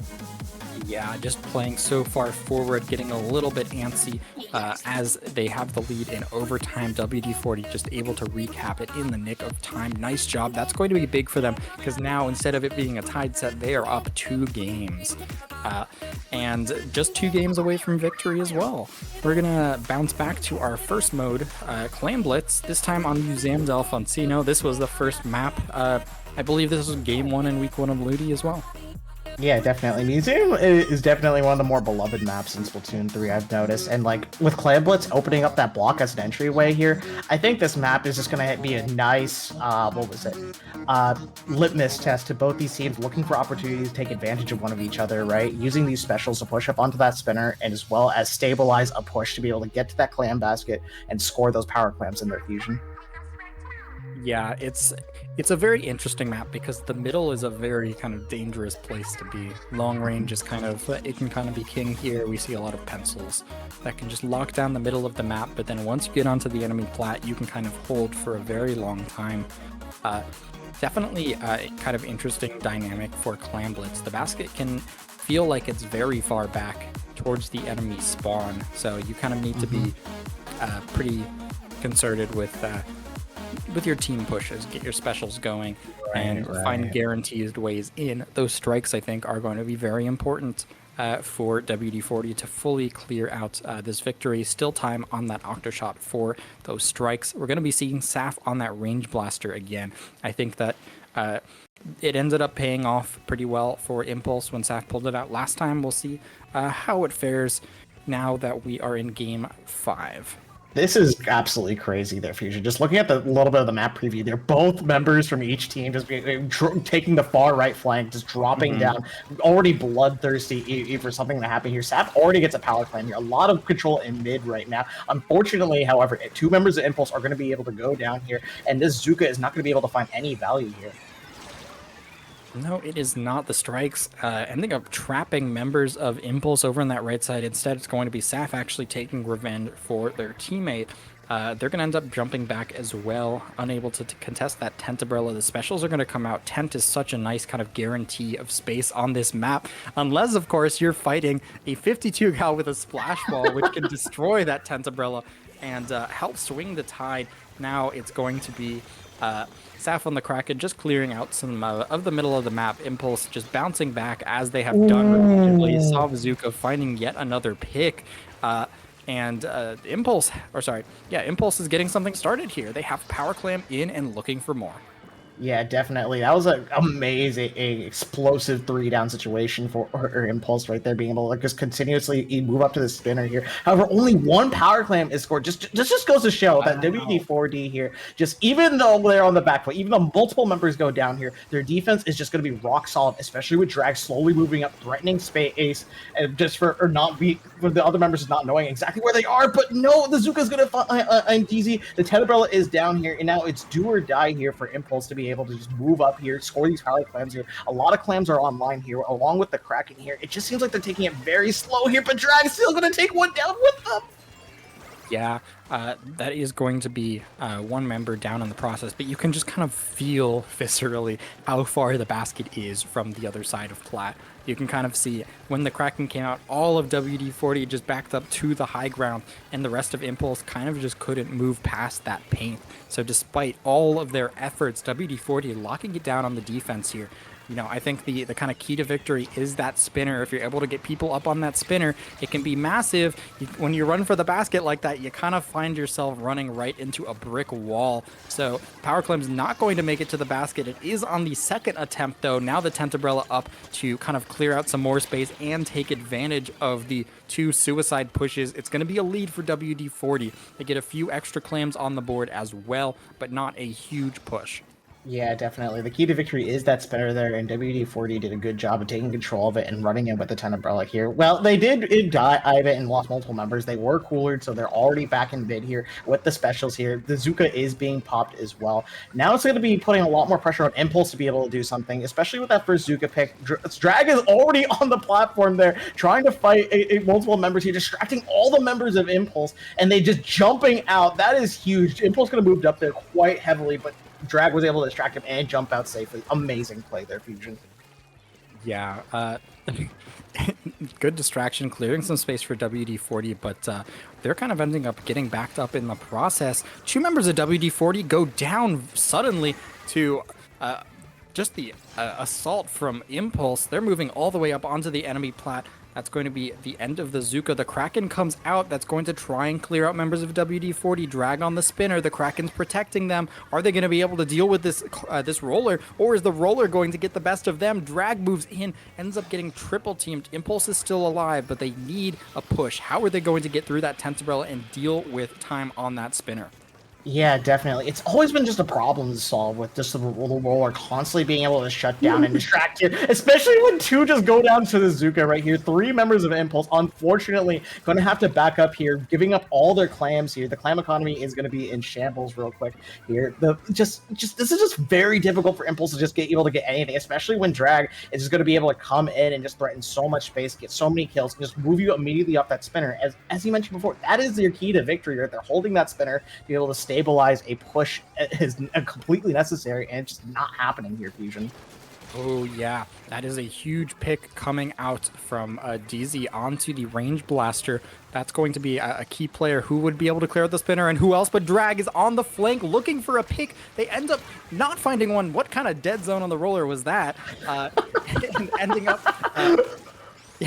ending up pushing Impulse back, but Impulse finding 2 members in turn. Yet again, it's going to come down to overtime. We'll see whether or not Impulse is able to get the pick here. Kaiser leads it off with 1. They're going to be Sorry, looking to flank on that left side, not able to find it. Time eyeing up the power clam. Sovelis on the grates, not able. They get eyed up. They see where the power clam is coming from. Arbiter is going to get the one clam into the basket. That opens it up. That gives some extra time. I don't think anyone's going to be able to get this clam. Kaiser on the flank. I don't think they know about them. Kaiser's going to get the clams in. Not enough to take the lead. One clam short. Oh, instead of the one 40 hanging on. Oh my god, that's gotta be disheartening there. You had the clams, you had the position, you noticed they were just utterly camping and focusing on the power clam, hoping it will expire, thinking no one else would be able to run up and do it here. But just in the nick of time, one of the members of Impulse was able to sneak by there, have the clams, but just unfortunately just get shut down there. The pressure got to them here, and now they are on a, a danger zone here, as WD-40 needs to win one more game to be able to get through this. You see that slash? That like spike with a roller? Yeah. Like, what? Oh man, it's a Zuko moment. I dub this the roller moment for all you roller mates out there. There was a moment in the middle of the game where Azuka from Sovelis like hit someone who was just on the who was on the wall to top mid, and I was just like I audibly gasped. Like, come on. Oh my god, yeah, oh my god, the end there. DQ11 fan just kind of being a little bit behind the team, let them keep an eye on the last few clams that could make their way to the basket, and WD-40 just barely hanging on for the lead yet again. It's been a close set, but it's 4-1, and WD-40 is on game point. Yeah, definitely. I think like one of the biggest problems, I guess, for Impulse right now, just being able to like consistently be able to get these pushes that they want right now, is just being able to deal with that roller, right? Roller is what been a consistent thorn in their side, right? Constantly like being on the flank, looking for opportunity just to like shut down any member who dare approaches the power position of the map, which Impulse dearly needs to be able to score any points as well. But it's just very, very difficult, especially with a 10 umbrella being able to support it and slow the game down to the pace that WD-40 wants it to be at. Yeah, I mean, they're playing pretty heavily around the tent umbrella, and I think Impulse really needs to kind of take advantage of the speed difference between their comps. They need to act quickly if they want to take the wins from WD-40, and I think right now WD-40 has been punishing the kind of lack of aggression and having very successful defenses as a result. Like, we've seen Drag flank every single time that Impulse has been sitting down, and Drag has been punishing that so strongly throughout the game. We're actually going to be seeing a Blaster instead of a Tent Umbrella coming out this time.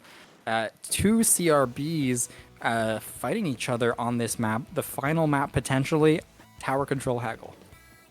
Yeah, definitely. Tower Control Haggle is probably one of the more classic tower control maps, you know, compared to Sturgeon here, as both teams definitely do have opportunities to be able to push a tower here. You know, it is go time here for Impulse. This is the last game they can potentially have here. WD-40 is able to take it here, but hey, coolers pop. Many members are looking for an opportunity to go here, but Time already taking that flank here and just pushing multiple members of Impulse back. Unfortunately, not being able to get much out here and give up a lot of this map control here, Fusion.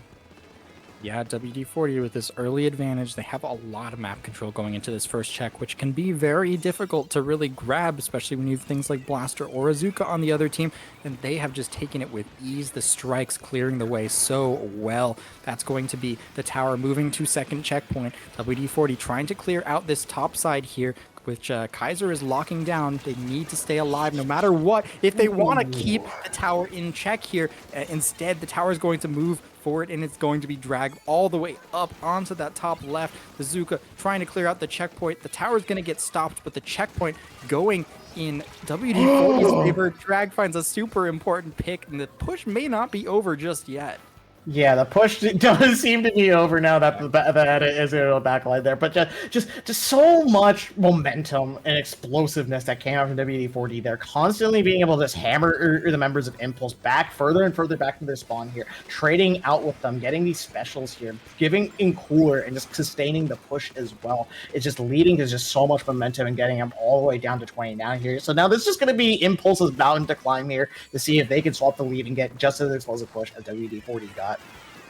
Yeah, they definitely need to do that. They need to act quickly. We actually saw 2 picks over on the left side from Saf and Kaiser there teaming up and clearing out the last or second to last member. DQ11 fan on the edit needing to back up all the way into spawn. It's going to be the Kraken this time to try and clear out some space, but the Kraken not able to do a great job challenging the roof there.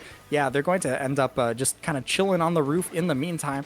They drop down. This is going to be the tower taking that first checkpoint very clean from Impulse. Drag again on that off angle, looking for an opportunity to way in, but instead is going to be the blaster, and Sovel is clearing out. That's going to be nearly the second checkpoint. Kaiser's alive, and Saf is alive too. That's going to be the second checkpoint. This is going to be lead for Impulse. A big counter push is going to enable Impulse to swing all the way back into this game.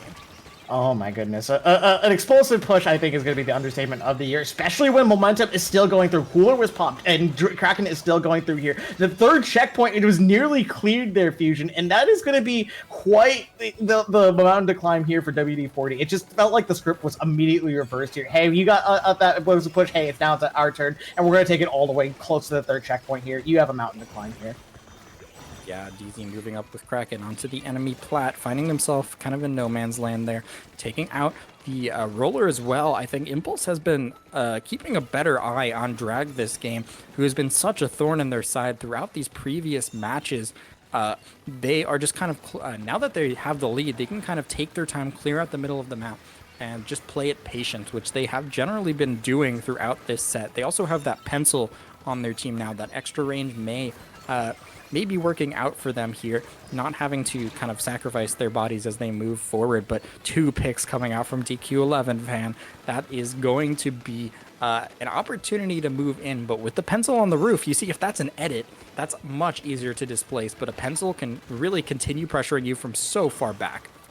Yeah, definitely. There's just a lot of chip pressure with Impulse's comp, right? Having the range blaster as well as the pencil pair up here. You know, the pencil gives a lot of paint here. The range is able to provide chip damage, which the pencil just needs to either finish it off here or help their teammates out. But generally speaking, right now, it's going to be putting a lot of pressure on WD-40 to be able to do something at this tower here, especially with the additional range that you mentioned before here. Zuka's going to be popped here, but unfortunately, it doesn't seem like any picks are going to be happening here, Fusion.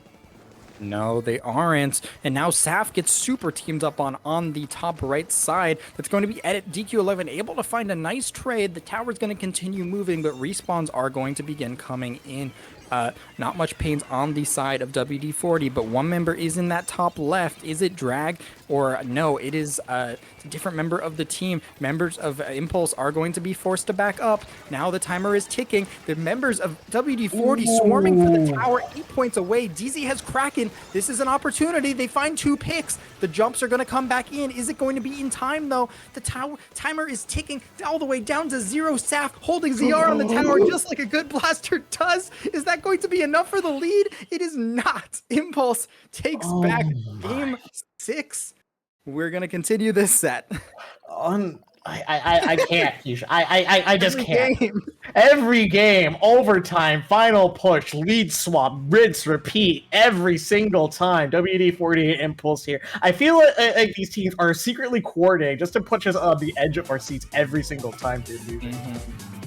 Oh yeah, it has been just so intense throughout these games. I'm honestly shocked that every single game pretty much has gone all the way to the end. Yeah, Impulse just barely able to hang on. The Kraken on the tower in overtime from the members of WD-40 was super clutch, able to give the jumps back to their team, but unfortunately running out of time before that invincibility can really take effect or really be the most of use. So Impulse able to hang on off of the big push they got very suddenly. We kind of haven't seen the super explosive power too much in the set so far, but they really showed up in this game and can perhaps contest WD-40's super consistent aggressive pressure. Yeah, I felt like the main difference in this game especially, it was just Impulse being able to deal with Drag here. Drag was not able to be on too many flank routes here, and while Drag was able to contribute a significant amount for WD-40 getting those picks with the roller here, I just kind of felt like they were much more tame. There were less situations where they were able to just be a full distraction or being able to just frag out and get multiple members and prevent them from moving up here, as the second checkpoint right here is one of, if not the hardest checkpoints to be able to clear here really consistently. And Impulse and WD-40 showing that they have the explosive power to be able to break through those with effortless ease and just push it even further beyond that is just absolutely insane, Fusion. Yeah, it certainly is. We're going to need some of that in this game. Rainmaker on Robo Ramen. It's kind of easier to stall the Rainmaker right by that first checkpoint and much more difficult to move the Rainmaker further to get all of the extra points on the board. It can tend to be a little snowbally, but it's also can be a very stally map, so you can be patient until you have an opportunity to move in. We'll see how these teams are going to opt to play it. We have the Tentabrella yet again, and we have the Blaster coming out. I think both these teams have kind of figured out what they're most comfortable with, and they're sticking with it. Yeah, definitely. Comfort is going to be the name of the game here. DZ hopping back on that Tenebrella here and just going to be quite a thorn in the side here, slowing down the pace of the game, allowing Drag to be able to move behind it as well. Is going to be quite a huge play. Cooler's already dished out here. Whales are being dished out. It's just going to be one of those bloodbaths in mid that's just waiting to happen here, Fusion. Yeah, still Drag on that bottom left. They are spotted out. Yeah. My God, Impulse just definitely is particularly looking out for that roller this time. It's going to be DZ on the 10th. Such a good weapon for kind of stalling pressure at this checkpoint, but 52 Kaiser with the Gal is going to be able to do a great job contesting it. And we see Saf just playing patient, waiting for an opportunity to get in. Impulse really patiently able to clear out members of WD-40. That's going to be the first checkpoint for Impulse. Yeah, the first checkpoint is definitely something of a relief to just get early on here. So now you can just be able to hammer it home and push that Rainmaker as far as you can as well. Here, it seems like Impulse members are going to slightly be playing this slowly, trying to move in when the opportunity is right here. They are being pushed back by some specials here, but now it's going to be Sullivan is trying to get a pick here with it the Zuka here, but it's just not going to be happening here. Just a lot of neutral game happening here, Fusion. Yeah, the neutral game, though, and Rainmaker can kind of go from 0 to 60 in a blink of an eye, especially when you don't have the checkpoint in the way. So WD-40 being extra careful. That's going to be the edit going down for WD-40. Arbiter on the edit on the other side, just kind of looking for an opportunity to stay alive here in Drag, who was shut down last game, trying to find an opening this game on the Carbon instead of that Vanilla Roller. They find a pick with the Zuka, two members down onto Impulse. This may be an opportunity for WD-40 to get some paint going and get a push going, but they're ending up getting pinched. The Zuka double. My God, Sav Zuka has been crazy this set. This is a big push. Points on the board for Impulse. Oh boy, points on the board. Oh man, more like 29 points on the board. Am I right here, Fusion? You are objectively correct. 100% sure here. Just all these members here just slowly moving up here, getting that huge pick on the Tenebrella. Multiple members are still down, and now it's going to be DQ Fit, and you're going to be the only one alive here. The space is opened up with that crack, and you're pushing it a little bit further here. Just this pressure coming out for Impulse is definitely being felt by WD-40. Yeah, it certainly is. 26, good push, but certainly not unbeatable.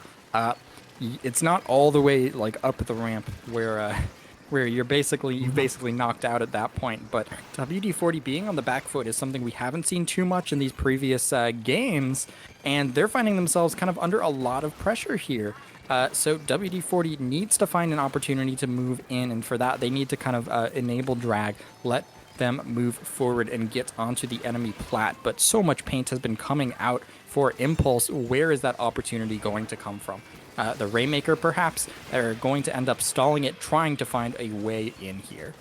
Yeah, definitely. WD-40 members are looking for opportunities to be able to push up here. It's going to be Arbiter holding down their ground, getting 2 picks. Other members following that up, making that 3 here. Now, DZ is just going to force a back up here, give these jumps here. Clicking Zuga just to sustain in mid just for a little bit longer for their teammates to get back here. Just a lot of back and forth happening. However, WD-40 needs to be able to clear that checkpoint to be able to push it back a little bit further here.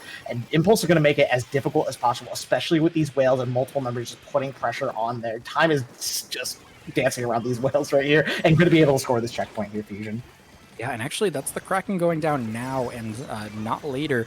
Well, finding some picks in the process, usually that's kind of to scare out the Rainmaker, but nice job, members of WD-40 getting that check and surviving the Kraken, able to get some jumps back in, but of course the Kraken going to force them to really take their time, replan and get another push started. It's a very good tool in overtime, so WD-40 needs to act quickly if they want this lead back, or else that that Kraken's going to be coming. So WD-40 needs to get the push going now, and that's exactly what they're doing. They have a tent umbrella. What are they going to be able to do with it? Yeah, definitely. The 10 umbrella is going to be launched here. The shield is going to be going through here. The Rainmaker is going to try and swim behind it, but Solvis is going to have to come back through this flank here. Click Zuka already find one, get another one here, and Will's looking for the drag here. All four members of WD-40 are shut down here, with 20 seconds left remaining here. The Rainmaker is going to be picked up by Impulse here, and slowly but surely going to try and burn the clock for as long as they can here. Oh my god, get it off your plat, Arbiter. Please get it off your plat. Please get it off your plat. Drop.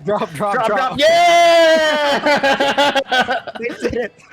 Oh, man. Fireworks are are an anxiety attack here. Oh, man. Please. These players, Fusion, know how to induce anxiety in the commentators. I am convinced here. They might have a PhD for inducing anxiety, just literally. I mean, they've been able to do it like 7-8 times so far. Yeah. Yep. Seven times for 7 sure. times this far. Perhaps 2 more to go. I don't know what's in my medicine cabinet. I don't know if it's going to be able to fix me after watching the rest of the set here. But hey, that was just an insane Game 7 that we just watched here, Fusions. Both these teams going at it slowly but surely, making it as close as humanly possible, just for the spectators as well as us to be able to cover it here on SplatoonTourney. Yeah, there's definitely been a lot of like realization, I think. Okay, I want to just shout out this bomb MVP. That bomb's the MVP. It forced both members of a WD-40 to either back up or for drag to just slow down, get up onto like the high ground of the plat to dodge the bomb. And I think without that, the Zuka does not have time to go off. So MVP suction bomb there. Yeah, MVP suction bomb here. You know what? It wasn't the Zukas. It wasn't the strikes. It wasn't the Krakens. Now we got to give a shout out to that one suction bomb that just single-handedly saved the game and allowed Solvis to be able to pop that Zuka and find multiple members and just force drag off the top up part there. This has just been absolutely insane, Fusion. I am just running out of words to describe just how close this set has been getting here. And we're going to be going to another map mode that can be seen as a little bit snowbally as well. It's Ship-Shaped Cargo Coast. So both these teams need to be able to hold their top right here as well as prevent the enemy team from pushing it as well. And holding that zone is going to be a little bit of a difficult task, especially when both these teams do have tri-strike players. They're going to be able to strike out that zone, stall the time as necessary. It's the matter of just keeping that control, and it's going to be very difficult, especially when we see how back and forth these teams have been.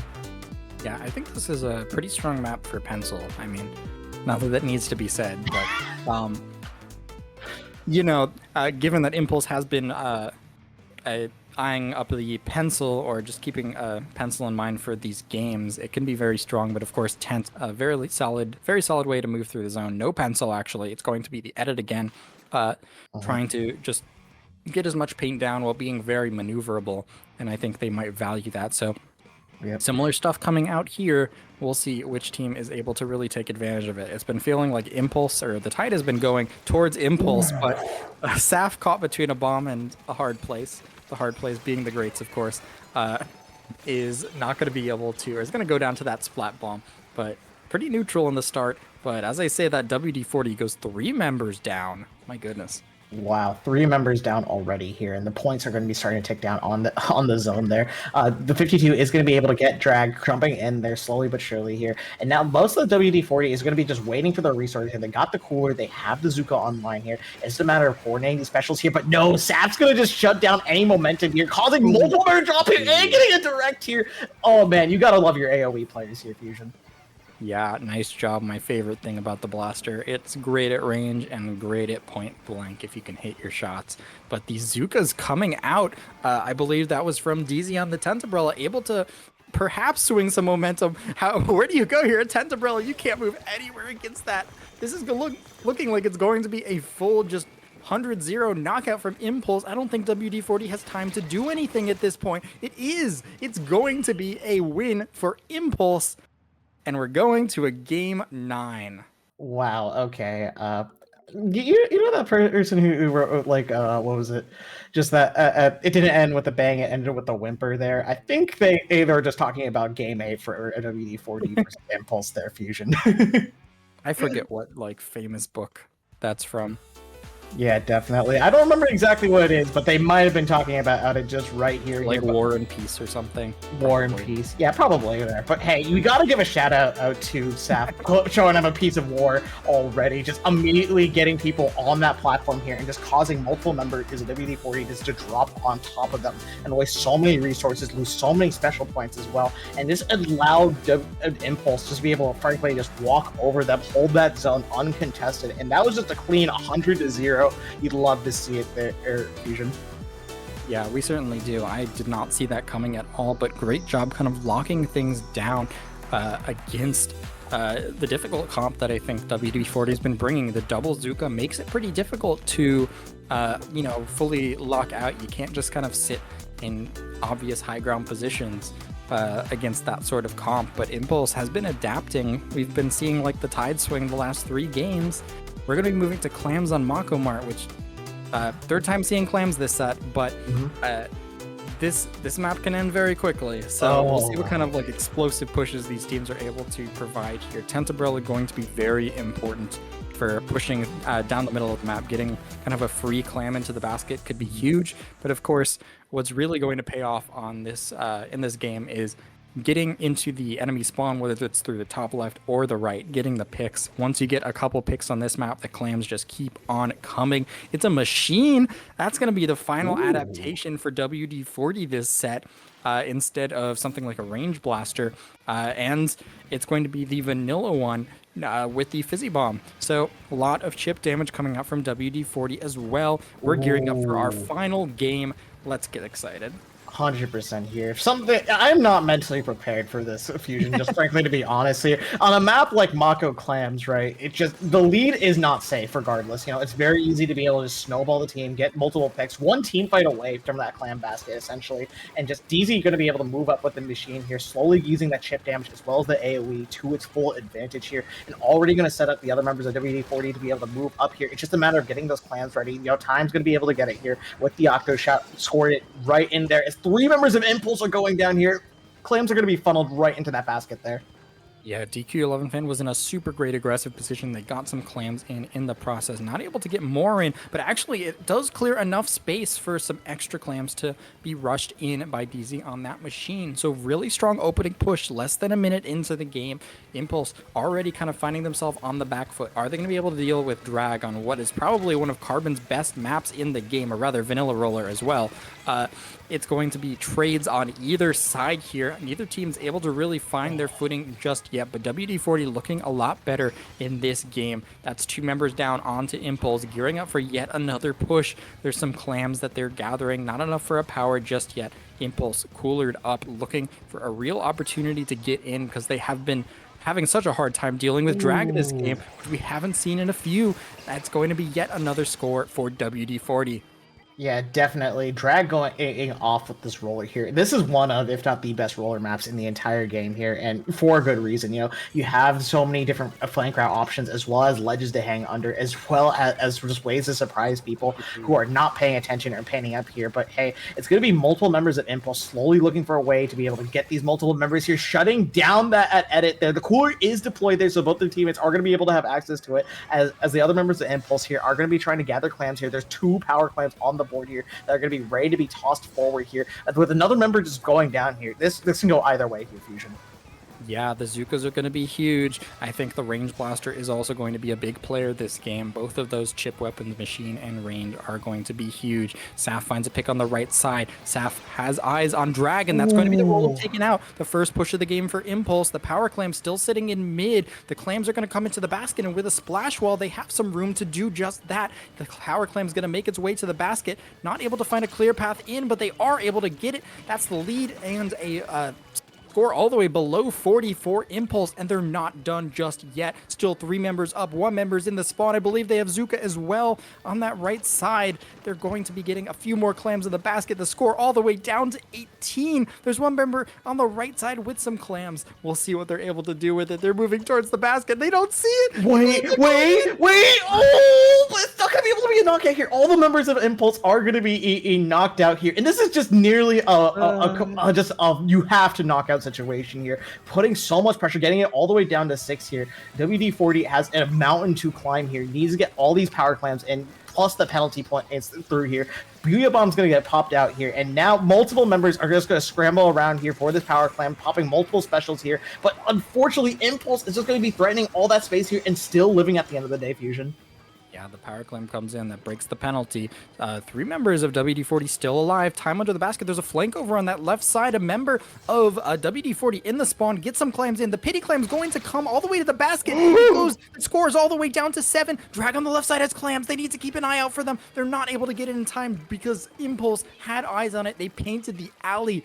1-point game. 1 minute left. Game 9. Who's going to come out on top? I don't know, Fusion. This has just been so close, neck and neck, back and forth, and just these teams are just finding every advantage they can and trying to exploit it as possible here. And they're slowly but surely adapting to this roller here, looking for opportunities just to be able to paint them out, prevent these clans from being scored here. And the most difficult part about that is not being able to swap the lead there. You're going to have to eat through even more penalty points than you had before here. So you're going to have to eat 30 penalty points to burn to, as well as move through, especially when you shut down that roller here. You have the clam economy here, and you're just forcing WD-40 needing to do something here, especially when multiple specials being popped here, sustained, and the Booyah Bomb gets popped and punished already. Yeah, still big penalty for Impulse here. I don't think they're going to be able to knock out, but as the game goes into overtime, they just need to score if they want to win the game. Now the pressure's on for WD-40. Are they going to be able to find a way in to sneak in? The Zuka finds 2. It's overtime. The power claim makes its way to the basket, and that's going to be it. Impulse taking it back from 4-1 to 4-5. It's going to be Impulse's victory over WD-40. That was insane there, Fusion. We saw the set start to finish here. WD-40 was pretty much in the lead here in terms of the set count, being 4-1. And then Impulse just got that rush, that urge, that desire to win and turn it back all around. Not quite a reverse sweep, but practically a reverse sweep at the end of the day, as they just played out of their minds here on this Clam Blitz game on Makamart. Oh my god, yeah. We could just see the adaptation that came out throughout the set from Impulse, just being a lot wiser to, say, the roller pushing out throughout the set. We saw teams change comps. We actually didn't see the Tent Umbrella come out here. Maybe they were having difficulty with the Range Blaster as well. I think the Machine was a very solid pick, and it may have panned out, but Saf was just able to get so much work done on that Range Blaster. And really, I think I wanted to give a shout out to Savalis' Trizukas, which consistently found multiple members throughout the set. That was kind of a really big change in the tide throughout the last few matches here. Yeah, Savalis on the Trizuka there. Definitely going to be one of the MVPs for Impulse. Using that Zuka there, not only to start pushes, but also stop pushes as they came through, taking down multiple members here. But hey, we just got to see just history happen itself here as both these teams go to a game 9 situation here. And this is just... I'm just speechless here. I literally can't say anything else here, Fusion. Yeah, this is one of the closest, most intense sets I've ever seen, because sometimes it's 5-4, and it's like one team knocks out, the other team knocks out, the other team knocks out. One team is really good at zones, or one team's really good at like Rainmaker, but every game came down to the wire pretty much. And just props to both teams, because we saw what they could do when they were at their strongest. I think there's just so many good opportunities that both teams had. We saw like the bubbles coming out from Drag, key opportunities. Something like near the end of that game was I saw Impulse actually rotating to kind of cover blind spots that like bubble from Drag created a lot of space in mid, and members of WD-40 were trying to push up the block, and then suddenly the blaster comes out of spawn and guards it, finds 2 picks off of that, and the momentum just shifts.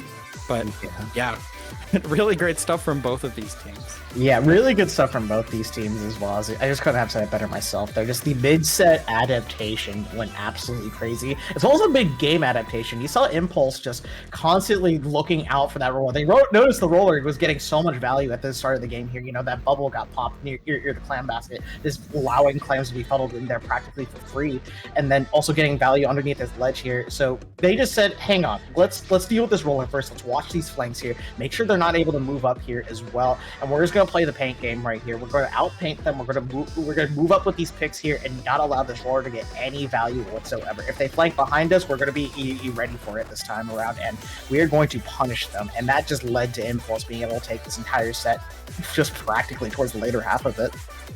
Yeah, and I mean, with how the first few games were going, you wouldn't have really expected it. WD-40 kind of felt like they had the clutch factor, they had the pace in the first few games, but something interesting about Ludi is best of 9. You don't see that like anywhere else. Giving teams like that time to actually adapt, and especially like the planning that goes on in the week before, because you know who you're playing, you know what maps you're playing, you know exactly what's going down, leads to a lot of very interesting matches, especially this one. Both these teams seemed pretty evenly matched in the standings, and they certainly proved it. It's going to be Impulse taking their first win of the season, so congrats to them. This has been like one of the best matches I've ever watched. Yeah, definitely. I was just constantly at the edge of my seat for this entire night here, Fusion. But unfortunately, we can't be here all night, every night here on Ludi Tonight. But where can the fine people of Twitch.tv find you outside of Ludi Tonight? You can find me at apifusion_, or maybe rarely apifusion on Twitch. Probably share my team's Ludi run at some point. We are also in Division 3. Where can they find you, Neptune? You can find me on Twitter, Twitch, as well as at the CCA as well.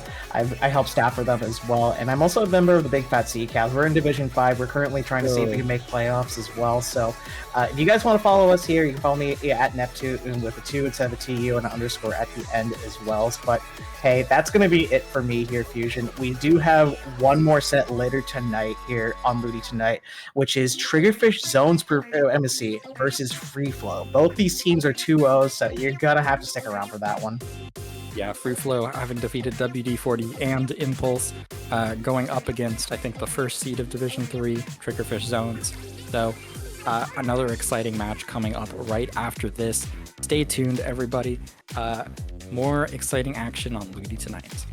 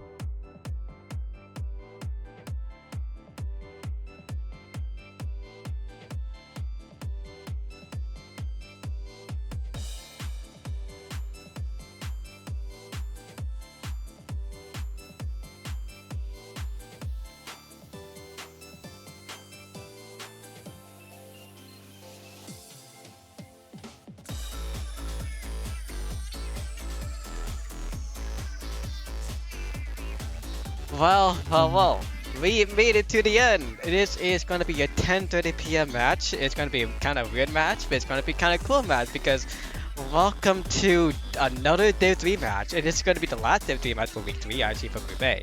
Free Flow versus Trickfit Summit Supremacy, or on the top is Trickfit Summit Supremacy versus Free Flow. I am Jawai, I am the streamer. Nenstar, aka Anime, is going to be right next to me to the right, and on far right it's going to be Matthew, aka Matt. And the funny story about this is this is not going to be streamed only on here. If you want to watch some early commentary, a little bit shout out that, you can watch it over on Zoe's side. This is going to be another co-production for this match because, oh boy, this is going to be a good one. Oh yeah, no, it is going to be an absolute good one. I had the pleasure of warming up Free Flow in scrims right beforehand with my team Crossfire. We were out there for a solid 2 hours, and they are definitely here to win. They have figured out the comps that they want to do. I imagine we're going to be seeing a lot of heavy edit action alongside the Neo Splash. I know is going to be coming out here. Gal, Stamper. We might even see the Aniki Nova come out from Free Flow. But how are you feeling here, Matthew Mega, as we're starting to get into the first match here on Clam Scorch? I'm really excited. This is the first time I've commentated Ludi in a while, and for it to be such a match, I mean, both of these teams are 2-0 leading in with Clamblitz Scorch Forge. I think this is going to be a very exciting matchup indeed. Both of these teams have started to get some nice results lately. Even Triggerfish Zone Supremacy taking the last SOS that previous week, taking the full W. I had the pleasure of writing it for something upcoming, so that was lovely to do. But either way, we are going to be getting into this match in just a little bit. I imagine from both of these teams, especially knowing Triggerfish Zone Supremacy, both teams I imagine are going to have unorthodox comps going into this. I mean, personally, I haven't seen these two teams in a while. I mean, Triggerfish Zone Supremacy, I know they've been around for a very long time, and I'm really excited to see how they really play out on here. I mean, there's no Triggerfish anymore, but honestly, I think they should, I don't even know where I'm going with this. I think both teams are really going to be ready for this battle. I mean, this is a very... as we're leading in for the halfway of the point for the group stage, both of these teams, they want that 3-0. They want it really badly, and I think I wouldn't be surprised if we see a Game 7 here. Yeah, I wouldn't be surprised if it goes all the way to the Game 9 either, especially as we have saw, that previous Div 3 match we had here on SplatoonTourney going all the way to a Game 9, the Impulse comeback. I would not be surprised if we have something similar happen here. I could see a solid back and forth going on between these two teams. But enough preambles going on. We are now going to be heading into the first match here. Going to be starting off this Div 3 set. Who's going to be taking the lead in their group? Already seeing the comps coming out, and we're seeing a Tri Nouveau, Ink Brush, we're seeing a Junior, and on the other side, as I called, we're seeing that Aniki Nova coming out from Free Flow alongside the Stamper Shot and Heavy Edit. Alrighty, starting off, we got some interesting comps. We see the Nova coming out from Free Flow. We're going right into this game. We do see that Stamper on the side of Free Flow going right into the battle. Tactical is now popped, and right there, we do see the Stamper go down there. We do see Triggerfish trying to move up. We see them painting around. We see the shot with the Trizuka, trying to get whatever picks that they can here. They're now running back here, but it looks like Triggerfish does get initial control over mid. They do have their first power clam, and right away, I mean, they're going in for this. They really want to push in here, but no, they drop 3 down, and now Free Flow is going to push right back in, and now it's up to that Junior to defend, but now we do see that Stamper coming to try to take him out. Yeah, we're already seeing Free Flow set up here, just trying to get the Clam economy up. The Nova trying to take all that they can, but they get bombed out before they're able to make a score happen. That's why you need your Clam economy active when you make pushes like these, because if you don't, as you saw there, Free Flow went down, but they're still holding mid here. But Pepe and DRF are trying to make something happen here, able to take out Blue. Zuka at the ready from Pepe, trying to make something happen here. Not going to be able to find anything, as all of Free Flow is going to be just climbing to top mid, going to be able to get the picks. The Cooler almost out here from Parks, going to be able to pop it here. So we're already seeing the shot, just trying to get some Zukas, some more trying to stop something with this big bubbler, just trying to hold on to this left side as much as possible. DRF going to go down right before they pop their Cooler. Very big advantage for Free Flow here, especially as they're able to get Pepe with that Inkjet pick, as we're seeing Free Flow starting to push up, and they have the Clam economy this time. One's going to go down, but they're still pushing up as much as possible, but that's 2 down. That bomb in a very good spot, able to take out Blue here as it just keeps pushing more and more. Even though Triggerfish hasn't been able to take control of mid, they've been doing a very good job, Matt, of just like holding their left side, making sure Free Flow just can't get in. Even with all them active, 2 down, DRF is able to get their Cooler active, trying to keep their team alive, even with Jolly just trying to come back in here, trying to get the Zuka, the Cooler, trying to get the Super Clam. A really good showing of their defensive skills here. Yeah, I mean, right away, we do see Triggerfish doing their best to defend Kraken Marie, trying to stop them, but gets taken out by the Jet, and it looks like Free Flow is going to throw in that first claim of the day. And down to 77, not enough. They're 2 down, and it looks like Triggerfish is being able to defend them really well here. We do see the Suka coming up from Pepe and pushing in right to Free Flow's base, trying to get whatever clams that they can and block them out as much as possible as Triggerfish tries to gain control over mid. Yeah, they're trying as much as they possibly can. We're seeing Pepe already trying to go on top mid here, trying to take out Blue, not to be able to. That's 2 down on Triggerfish here, as all of Free Flow is just trying to push into mid, going to be able to. Only Kraken there left alive, trying to fight, able to take out the shot, just trying to brush their way out of mid here. But Parks is coming up onto this grading, just trying to put a little bit of distraction, able to pop the cooler for the rest of their team here. We see Blue trying to get some nice charge slashes, just trying to disrupt Triggerfish as much as possible. Kraken getting their way and trying to get some picks. 2 down on either side here. Cake's going down to Krakenmare too. They're trying to clean up Triggerfish, doing once again a good job, and this is their first time really getting their legs into mid, and they're already starting to push up onto Free Flow here. They want to get a score, but getting picked off and your Super Clam going off the edge is definitely not what you want to see here. Know what I mean? Kraken's doing such a good job of defending in mid from Free Throw, but they keep pushing up here. It's just a junior, but so many down, and Parks trying to hit on to Triggerfish's base here. They have been collecting clams as much as possible, but I mean, Triggerfish, they have such a good defense here. Smart on the junior, just blocking them out with that bubble. It's just so, it's working out for them perfectly. But Free Throw has had mid most of this game, and they have had a better clam economy. But it does look like right here that they're going to be forced to back up here. But we're just so far into the game, and we've only seen 1 clam being thrown in. Triggerfish trying to do their best to really push up here. But even so, Free Throw has been so aggressive in keeping mid. But right now, it's time for Triggerfish to try to move up here. But they're going to be scattered around with 2 down. Yeah, 2 down right now, and Free Flow is already getting these specials out here. Blue coming in with the Zip Caster, just trying to find anybody that they can, trying to take out DRF. Definitely want to take out that cooler, make sure that they can't get that active for the push, as we already see Triggerfish, Krakenmare going down here. It's 15 seconds left on the clock.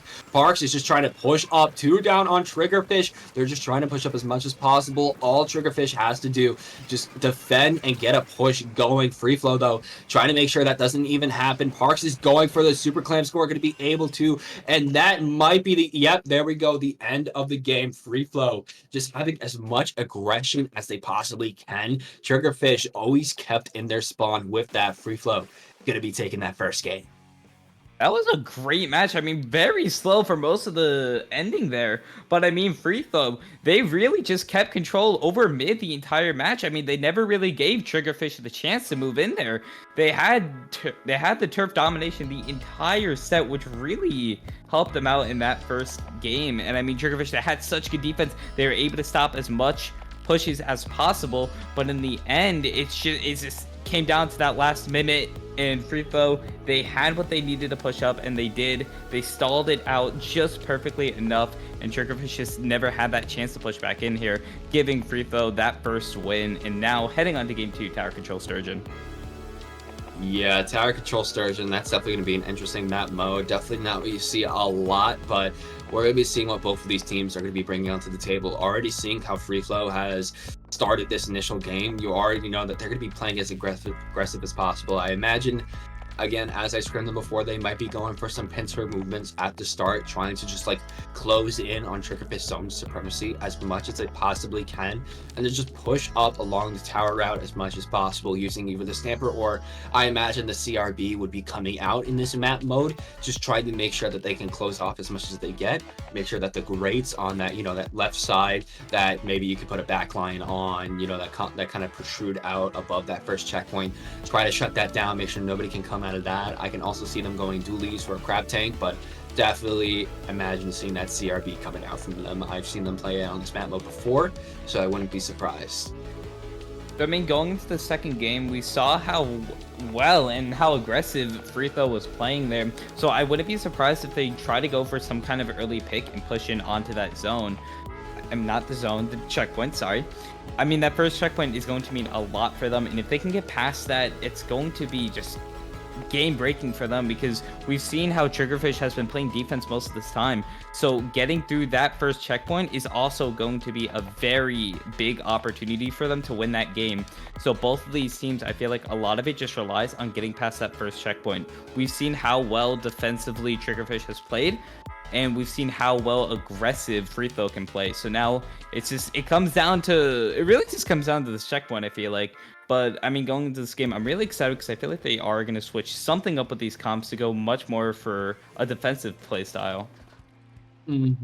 Already seeing the comps coming out. I'm already seeing the double bucket coming out from Triggerfish Zone Supremacy here alongside their junior and shot. And from free flow, yep, the CRB's there. And we're also seeing the Sorella come out for some nice inkjet actions. I imagine that'll be a nice pick, knowing that Jolly is, very avid player of that weapon. So going right in here, I mean, 3 down on the side of free throw. That was very quick. And Triggerfish taking the aggressive plays. Pepe taking out that inkjet perfectly, moving on to that first checkpoint. Just seconds into the game. Another Zuka coming out here, trying to just completely take control to get past that first checkpoint very quickly, taking domination over the map. Brella goes down there, Slasher goes down, the ink strikes throw them off tower, and free throw getting back in here with a 2 down from Triggerfish. Already very nice start for Triggerfish here, as DRF is just going to stick onto this tower here. Meanwhile, Parks is just trying to get a cooler as fast as possible. DRF able to live 2 down once again on free flow. The bubble is on the tower here. All the specials are flying out, and the second check is gone. Triggerfish is pushing up as much as they can. The triple ink strike coming out to try to settle the score. JJ coming in with this inkjet, trying to make something happen, but no. Triggerfish coming in, nothing stopping them, literally just stomping through the competition, able to take that second game swimmingly. That was incredibly fast. I mean, Triggerfish, they got 3 down at the start of the game, and they were in it to win it. They rushed through all those checkpoints, and I mean, even with free throw trying to come back, I mean, they definitely had control for a second of their mid territory, but then Triggerfish just came in there with a double and just secured everything. And even that last ditch effort to get off tower, I mean, DRF just getting back on for that win was incredible. And I mean, what else can you say about that? I mean, Triggerfish just ran through every one of their defenses to take that game. They are really in it. I mean, they do not want to lose this game easily, and this really shows off. It especially shows off both of these teams. Again, coming in as the top of their groups, some of the top in Division 3, they definitely do not want to go down either one without a fight. As we saw in that second one, even with Clan Blitz Gorge, Triggerfish Zones playing very, very defensively, they can also play very aggressively. And free flow, they got to find a way to get that defense up. They can play very aggressively, but in terms of very defensively, we saw Triggerfish Zone Supremacy able to literally just run through them, always able to get 2 down or 3 down pretty much every step of the way, have specials up. So now it's up to free flow to try to figure out, if we're on the defense, can we keep that up? And on a map mode like Rainmaker on Undertow Spillway, and especially with the reworks we saw a little while ago, definitely something to consider. It's a lot more easy to get knockouts on this map mode than before, because it's not uninkable to get to that final checkpoint, to get that final dunk, and to get the knockout. It's just swimming through. So as long as free flow gets some defense there and make sure that Triggerfish Zones can't just like swim through that alleyway, they can keep that defense up, and they might be able to get the win out here. This is definitely a very like hallway map, definitely nice AoE style map. I can expect to see, maybe a gal coming out from the side of free flow, the edit definitely coming out. Again, I scrimmed Parks beforehand. I did not see him go off that weapon. So I definitely think they are going to be playing the edit. We might even see a Stamper CRB, trying to think here, but in terms of Triggerfish Zone Supremacy, Junior, Shot, Pepe, and Smork, respectively, they love their Shot, they love their Junior. Not really just, swap off it, most likely. DRF, I imagine, will be sticking that Tri Nouveau. This is a very solid Tri Nouveau map, in my opinion. And of course, Slosher, Slosher's just a very good main weapon. It's literally dominating the competition right now. So I don't imagine Kraken Mare would switch off it, but then again, not Kraken. I don't imagine that they're gonna switch off it, Triggerfish Zone Supremacy, but who knows? And I mean, Rainmaker definitely, I feel like, in my opinion, is the most aggressive mode in this game. So going off for Triggerfish now, I mean, we just saw how aggressive they played, and we saw how aggressive free throw was game 1.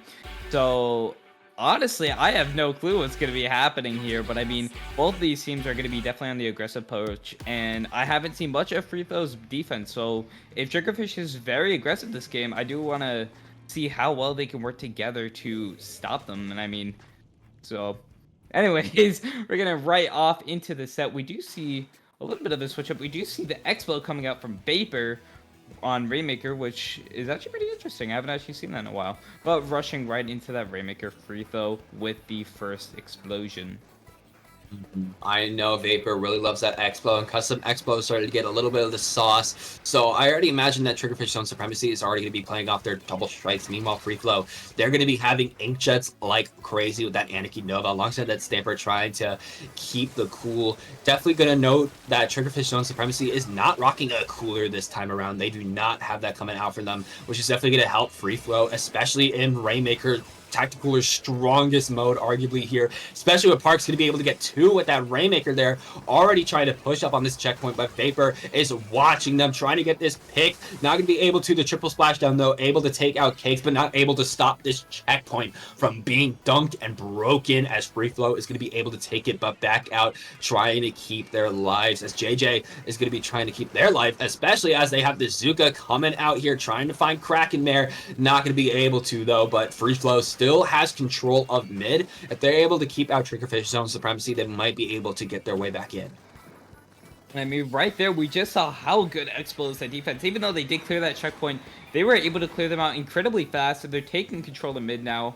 We do see that Stamper go down, and that's going to be Triggerfish's initiative to pop those pop the strikes and try to move in here. We do see the shot trying to go up here, trying to get a play. Vapor with that Rainmaker, the Inkjet is out to try to stop them, but they do get them just in time before reaching that checkpoint, which is going to be incredibly good for Free Flow. 3 down on the side of Triggerfish Zone Supremacy, and now Free Flow has a chance of really just getting back mid, getting their players together, and going in for another push, because I feel like Triggerfish is definitely going to be much more aggressive, but so is Free Flow, so let's see. Yeah, we're just gonna have to wait and see here. Free Flow already trying to make their way back up on left, but we're already seeing Kraken Mare and the Slosher here, just trying to make sure that nothing happens. Gonna be going down though, but we're already seeing the strikes coming out from this T-Tech, but 2 down on Triggerfish Zone Supremacy is not what they want to see. Gonna be using the great halfway for Free Flow here. JJ trying to keep alive with this Rainmaker, able to take out the T-Tech. Vapor a little bit on this back foot here, trying to stay alive. The Rainmaker able to take him out though, but Kraken Mare is just trying to run in, running back out. Definitely don't want to take that fight, trying to keep themselves alive. Getting it down to 35 though. JJ is going to go down, and so much orange paint is going to be going on the field. Kraken Mare going to be able to take out 3, leaving just that Anarchy Nova left alive, and I don't think Anarchy can hold its own with that 5 shot, so they're just going to be backing up a little bit, you know, just trying to keep their life, trying to make sure they don't go down. And right here, they're pushing back in. Vapor grabs that Rainmaker. Parks is trying to hold down mid with that Inkjet coming in here. We do see Junior trying to get whatever picks that they can here, and it looks like Vapor does get taken up by the Jet again, but 3 down on the side of Triggerfish Zones, and the Slosh is just trying to keep it up in mid, trying to prevent them from any push necessary. As the members of Triggerfish are coming back in, they do get that Rainmaker, but Vapor does get taken out with the Stamper flank. It does get quickly taken out by Junior now, but the Rainmaker is still in mid. The Tri-Strikes are popped, but Free Throw still has control over that Rainmaker. And they still have it here, already coolered up. The strikes are going to be able to shred that Rainmaker, but they're going to be coming back with a cooler alongside all the rest of their teammates coolered up. But we see this flank coming out. The Slosher trying to distract Free Flow, able to take out one. Blue and JJ still alive here, trying to keep their lives on this left side. JJ going down though. Park's going to be able to come back in, trying to disrupt something, trying to come in with the rest of their team. Cakes coming in with this Inkjet, watching that Boeing. Blue coming in with a Zipcaster too. Recall specials are flying high here. Cake's going to be recalling from their Inkjet, doing a really nice job, able to take out Kraken Mare too. Just 1 minute left on the clock. Free Flow not able to push up that well, but they're starting to like really defend against Triggerfish zones, making sure that they stall as much as possible, making sure that they can't really push up onto any of these checkpoints. But they're going to start pushing up on this left side here, but Free Flow is already coming in, able to take out 2 with that Trizuka, but they don't see, oh, they do see that T-Tech able to take him out with that Zuka. That right there was super deadly for Triggerfish, and Free Throw just contains mid completely with 20 seconds left. All they have to do is defend for this when Sasha gets taken out, Nova gets taken out. We do see Triggerfish, they want to try to move in here. Blue takes out Vapor, the Rainmaker resets in these last 10 seconds. Triggerfish, they pop it 2 down on the side of free throw, and it looks like we might see an overtime here, but JJ with that shark trying to find a spot to get that Rainmaker, and can they do it? Ooh, yes, they can. That was an excellent shot coming out from JJ. Went completely undetected. Getting that Rainmaker pick really quick to make sure Triggerfish couldn't counteract it. And with that free flow, it's showing that they're not going to be stopping anytime soon. Able to keep up defense, the nice Zuka shots, the nice Inkjets, and is going to be taking this third game. What a shark from Free Flow. I mean, that was incredible. Throughout the entire game, we just saw how many specials were popped. And I mean, I thought a special would have ended that game. I thought it was going to be an Inkjet to end that game. But no, it just went out into a simple shark. And that's just going to secure the lead for Free Flow. I mean, we saw how well these recall specials were doing and how they played them out here. And every time Triggerfish they had an opportunity to push. But just like here, they just fall to something like this. And now it's going to be interesting to see how they're going to be coming back from this. I mean, next is going to be zones, so a lot more defense is going to be on the stakes here. But we just saw how well they were playing those specials. I mean, JJ on that Zuka, able to get that triple was insane, and their defense was incredible to the point where Triggerfish could not get past that first checkpoint. So going into this next game, it's another defense-focused game for both of these teams now. So it's going to be exciting to see how they play out. Yeah, very exciting as we're going to be going on to Splat Zones on Umami Ruins. And this one is definitely going to be a very, very aggressive map for both teams. It could be going very back and forth. It's definitely a map mode that we have seen a lot of aggression, a lot of fights, a lot of picks, a lot of pushing up. If they're able to if one team is able to lock out the other and make sure they can't make their way into mid, that could be very good for one of them. It just matters on who is more aggressive. I could definitely say after fighting Free Flow on this map mode and the scrim leading up to this Ludi set that it was very, very back and forth, very aggressive, a lot of jump ins. There was always somebody alive. There were at points where I just had to defend alone for like a minute or 2 minutes at a time on like the back mid of Umami right in front of the zones. So I definitely think this is going to be coming out from both teams. Very, very aggressive comps and just as much aggression as possible to try to keep these zones alive. Yeah, I mean, although there is going to be aggression on the line, they also have to worry about the paint. I do expect full-heartedly Triggerfish is going to go Explo on here. I mean, Explo is just one of those weapons that has been so good on zones. Even since Splatoon 2, it's just been that top weapon for backline, and I've seen how much Triggerfish in the past have used Expo on zones and how well it served them right. So going into this game, they're just going to need so much aggression to block Free Throw out, and I want to see the same aggression that they showed in Game 2 down into this game, because if they can use that same aggression that they did in Tower Control, they can definitely take control and keep that zone out of Free Throw's hands. Yeah, they could definitely do that there. I imagine we are going to be seeing that custom Explo coming back out from Vapor. They really love that Explo, so, you know, I imagine seeing that coming back, especially as it's gotten, you know, a lot better as time has gone on. The triple splashdown, especially on an aggressive map like this, alongside that splash wall, will be very, very useful. I can also see coming out from Free Flow, you know, that's the Stamper could be coming out from them, definitely the heavy edit. We could see this is a very solid 52 map, especially with that splash wall able to come out from the sides and just like hold down the entrance to a zone with that splash wall and just like, you know, just live in that splash wall. I can imagine somebody going up 52 on this map mode from, you know, we could see Triggerfish on Supremacy, but I have seen Free Flow do this, and, you know, maybe even, you know, bringing out Dualies or Shot, you know, something to just bring their comp together of that heavy edit 52 comp. Yeah, so going into this match, I mean, I'm very excited to see what these two teams can have. I mean, we've seen how back-to-back they've been. Definitely these past 3 games have been back-to-back. So, again, as I said before, Triggerfish, they really have to show that same aggression that they did in Game 2 in this game. And it's a 2-zone map, so I feel like if they do go Expo here, which I did predict that correctly, along with Slasher Machine, as long as the Expo is on one of those zones, it's going to cause Free Flow a lot of trouble. Looking at these comps here, we're still seeing the double bucket on Triggerfish, instead going for the Neo Machine this time instead of the Vanilla Slosher. Very solid for the Zukas.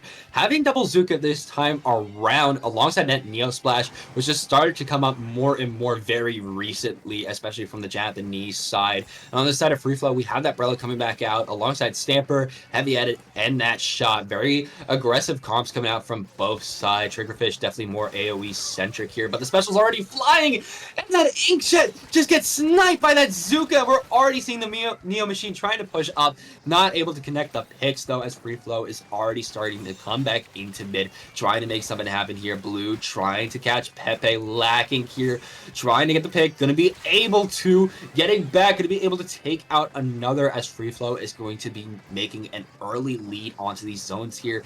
Neo Machine on this middle trying to make their way back in. They have a Zuka at the ready, so they definitely want to keep themselves alive here. Double Zuka at the ready. Pepe's going to be popping theirs. Both Zukas are flying in, but JJ's going to be able to take out one. Meanwhile, we see Shins just trying to keep themselves alive on this zone here, just trying to keep the paint, make sure that Triggerfish can't put themselves in a penalty here. But with 3 down, that's definitely not what they want to see, as Triggerfish is going to be moving on and taking these zones.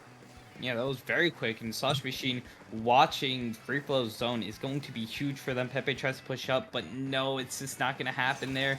We do see a special beam pop, but no, they get canceled. JJ coming in with the pick, but Triggerfish down 1, still defending that zone very nicely. Blue trying to come in here to get a pick. The Inkjets pop, they claim their zone. Pepe just dancing around them at this point. We do see that Splash go down. Pepe goes down there. And it looks like Free Throw has that chance to get back that zone. 2 down, but it looks like their spotlight does go down. Shin's just trying to defend as much as possible. The Slash Machine does get a trade in, but Free Throw does claim that zone just in time to give Triggerfish a 26 penalty. Yep, able to give themselves a penalty here, but Triggerfish is trying to shred it as much as possible. The triple splashdown coming out, able to take out Blue, leaving just Parks, the last one alive on Free Flow. Gonna back up. Cakes just want, they want to make sure that they have their cooler. If you're the cooler player and you're in a situation like that, you're backing up. You're keeping your life. You're not even trying, because that cooler is so necessary, especially against a team like Triggerfish that doesn't have a cooler. You can give yourselves an advantage there, as we're already seeing Shins coming out here with this Zuka, trying to take out this other weapon here, trying to take out this Neo Splash. Not going to be able to take them out in return. Going to be a little bit of a trade, as Triggerfish going to be able to take the lead. Only one left alive though here. Vapor trying to keep themselves alive, trying to keep the zones alive. Able to get a few more points before jumping out though, and that could be the difference between a make or a break, a win or a loss. Yeah, even though it's just a couple seconds, Vapor defending was great there. But now we do see the Stamper trying to come in here, try to get whatever picks that they can with the caster. But they haven't seemed to find anyone 2 down the side of Free Throw, and that is Triggerfish's initiative to jump those strikes onto that zone and try to take control. But JJ with the pick on that jet, and it's just a real big fight for this zone now.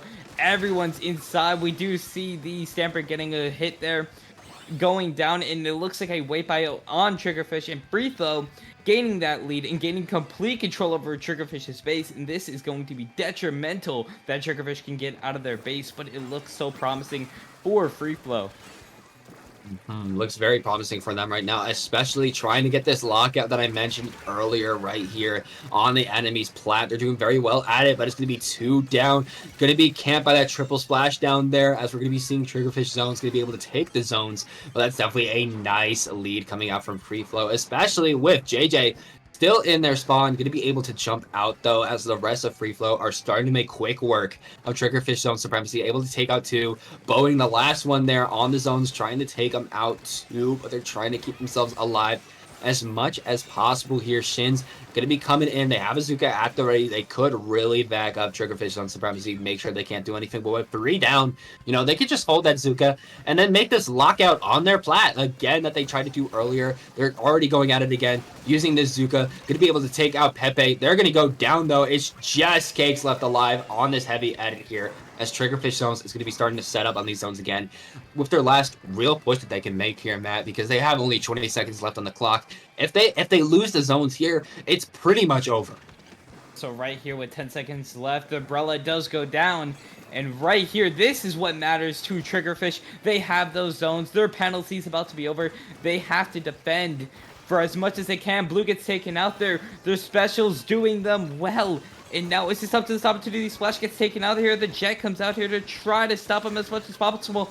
Vapor with the splashdown, saving themselves, but they do claim their zone. Shot goes down here, but they still have overtime and 2 down. It looks like this is very nice for Triggerfish. Ooh, they might be able to make it here. Blue trying to make something happen. They're going to go down, and Triggerfish is going to hold on to these zones and get this 4th win, tying up this set once again, confirming another game will happen. Game 7 is confirmed to happen. We will be seeing that, but either way, Triggerfish zones had a really nice hold that last second on those zones. Made sure that Free Flow could not get back in. Free Flow started to get a little bit desperate, started to split up a little bit. We saw Blue all the way on the other side of the map trying to take the zones back from Triggerfish, but it wasn't enough. You can see here in this replay, Triggerfish, setting up in that last minute and beforehand, the triple splashdown doing work. Vapor always did a really nice job of keeping themselves alive and keeping the zones alive, even with just them able to take 4 more points just with those Explo shots alongside that triple splashdown. Very, very good from them.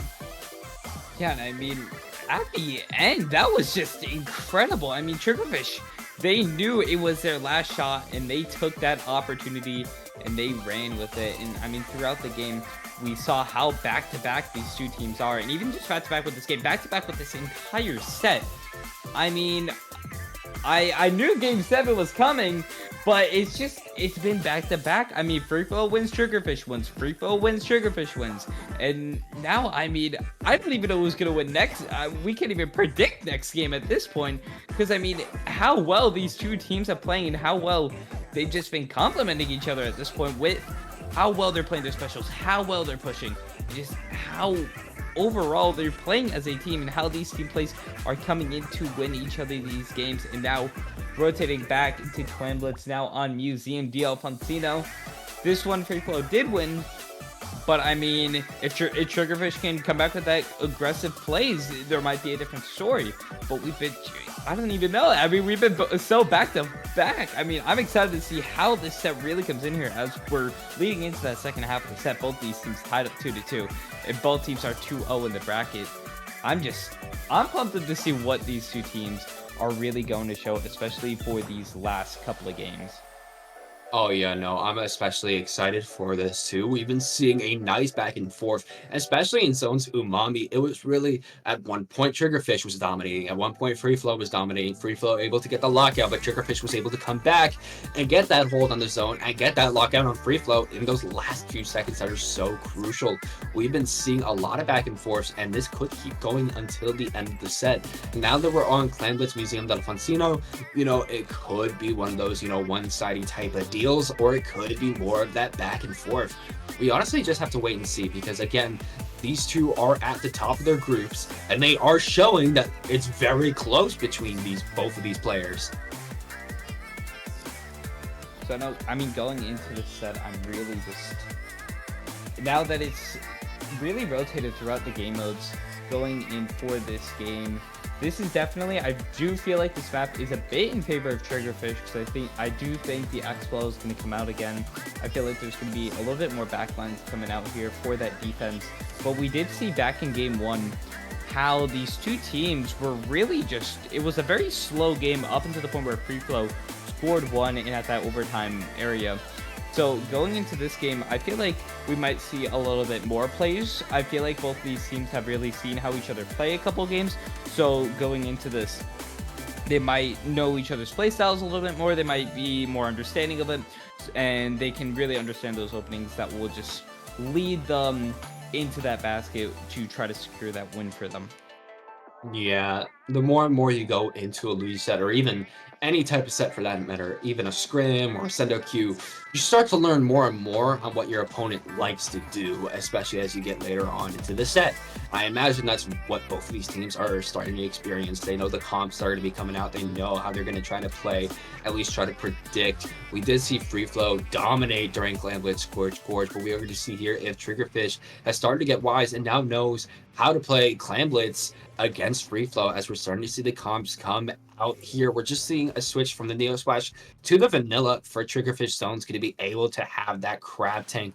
Meanwhile, Free Flow going to that 52 gal from JJ here. So going into this, I do see a little bit more backhand support for Triggerfish, but right away, one down on both sides. They're rushing into mid here. Bowing right up on that tower, trying to get whatever picks that they can with the machine. Shot goes down. Expo goes down here, and now we do see Shins getting taken out by Boeing. That's going to be a great play. JJ takes them out just in time, though. And now it does look like Frito has that clam advantage. They have that tactical cooler popped. They want to move in now, but it does seem like Triggerfish is really showing them up here with that jet. Indeed, I mean, they're going in right here, taking out one of them, just completely delaying their push. And now Triggerfish having more control over that map, but now they're 2 down, and they're just going back to back at this point. Trying to, and now it's really just up to who can take map control and who can get the most claims established. Absolutely. Cakes was able to make it out of their life from that Crab Tank, which is very crucial for Free Flow to have that cooler active. Meanwhile, we see Vapor. They have their triple splash on at the ready, and this could be Triggerfish's chance, especially with 2 down from Free Flow here. JJ trying to hold on to this plat as much as possible, trying to take out the rest of Triggerfish. Going to drop, but going to jump back out immediately to blue here. Meanwhile, Triggerfish able to take out 2 more. Pepe coming in here with the Zuka, going to be able to take out Cakes. Finally getting that pick, as we're already seeing Pepe having that clam economy. They just need 2 more here, trying to live as much as possible. Going to be able to score, and that's that first push coming out for Triggerfish Zone Supremacy here. Seeing Vapor trying to push up a little bit more here. Going to be able to see if they're going to be able to get any more clams. Going to be able to get 2 very nice. That could be a make or break, but we have seen Free Flow and their aggression on Clam Blitz and their aggression on, other modes beforehand. So especially with this tactical coming out from Cakes, it could be a different story here. But Pepe going to be able to take out that shot means both teams are going to be without a Zuka for a little bit. Yeah, so right here, the Crab comes out here. Getting control of Free Flow's plat is going to be detrimental here. They're pushing in again, 2 down the side of Free Flow. They want to push in so badly, and I mean, Triggerfish, they've had pretty much complete control over the base, but now they're 2 down here, so this is a chance for Free Flow to really push back, and they don't really have the claims to push anyways, but they do want to keep mid. They're thinking, if we can't keep their plat, then we need to back up, keep mid, try to keep them and delay them from getting as much claims and as much control as possible here. We do see Blue coming in here, barely escaping that splashdown just in time here, but is gonna get it taken out by that X-Blow. And now it's just a fight for mid.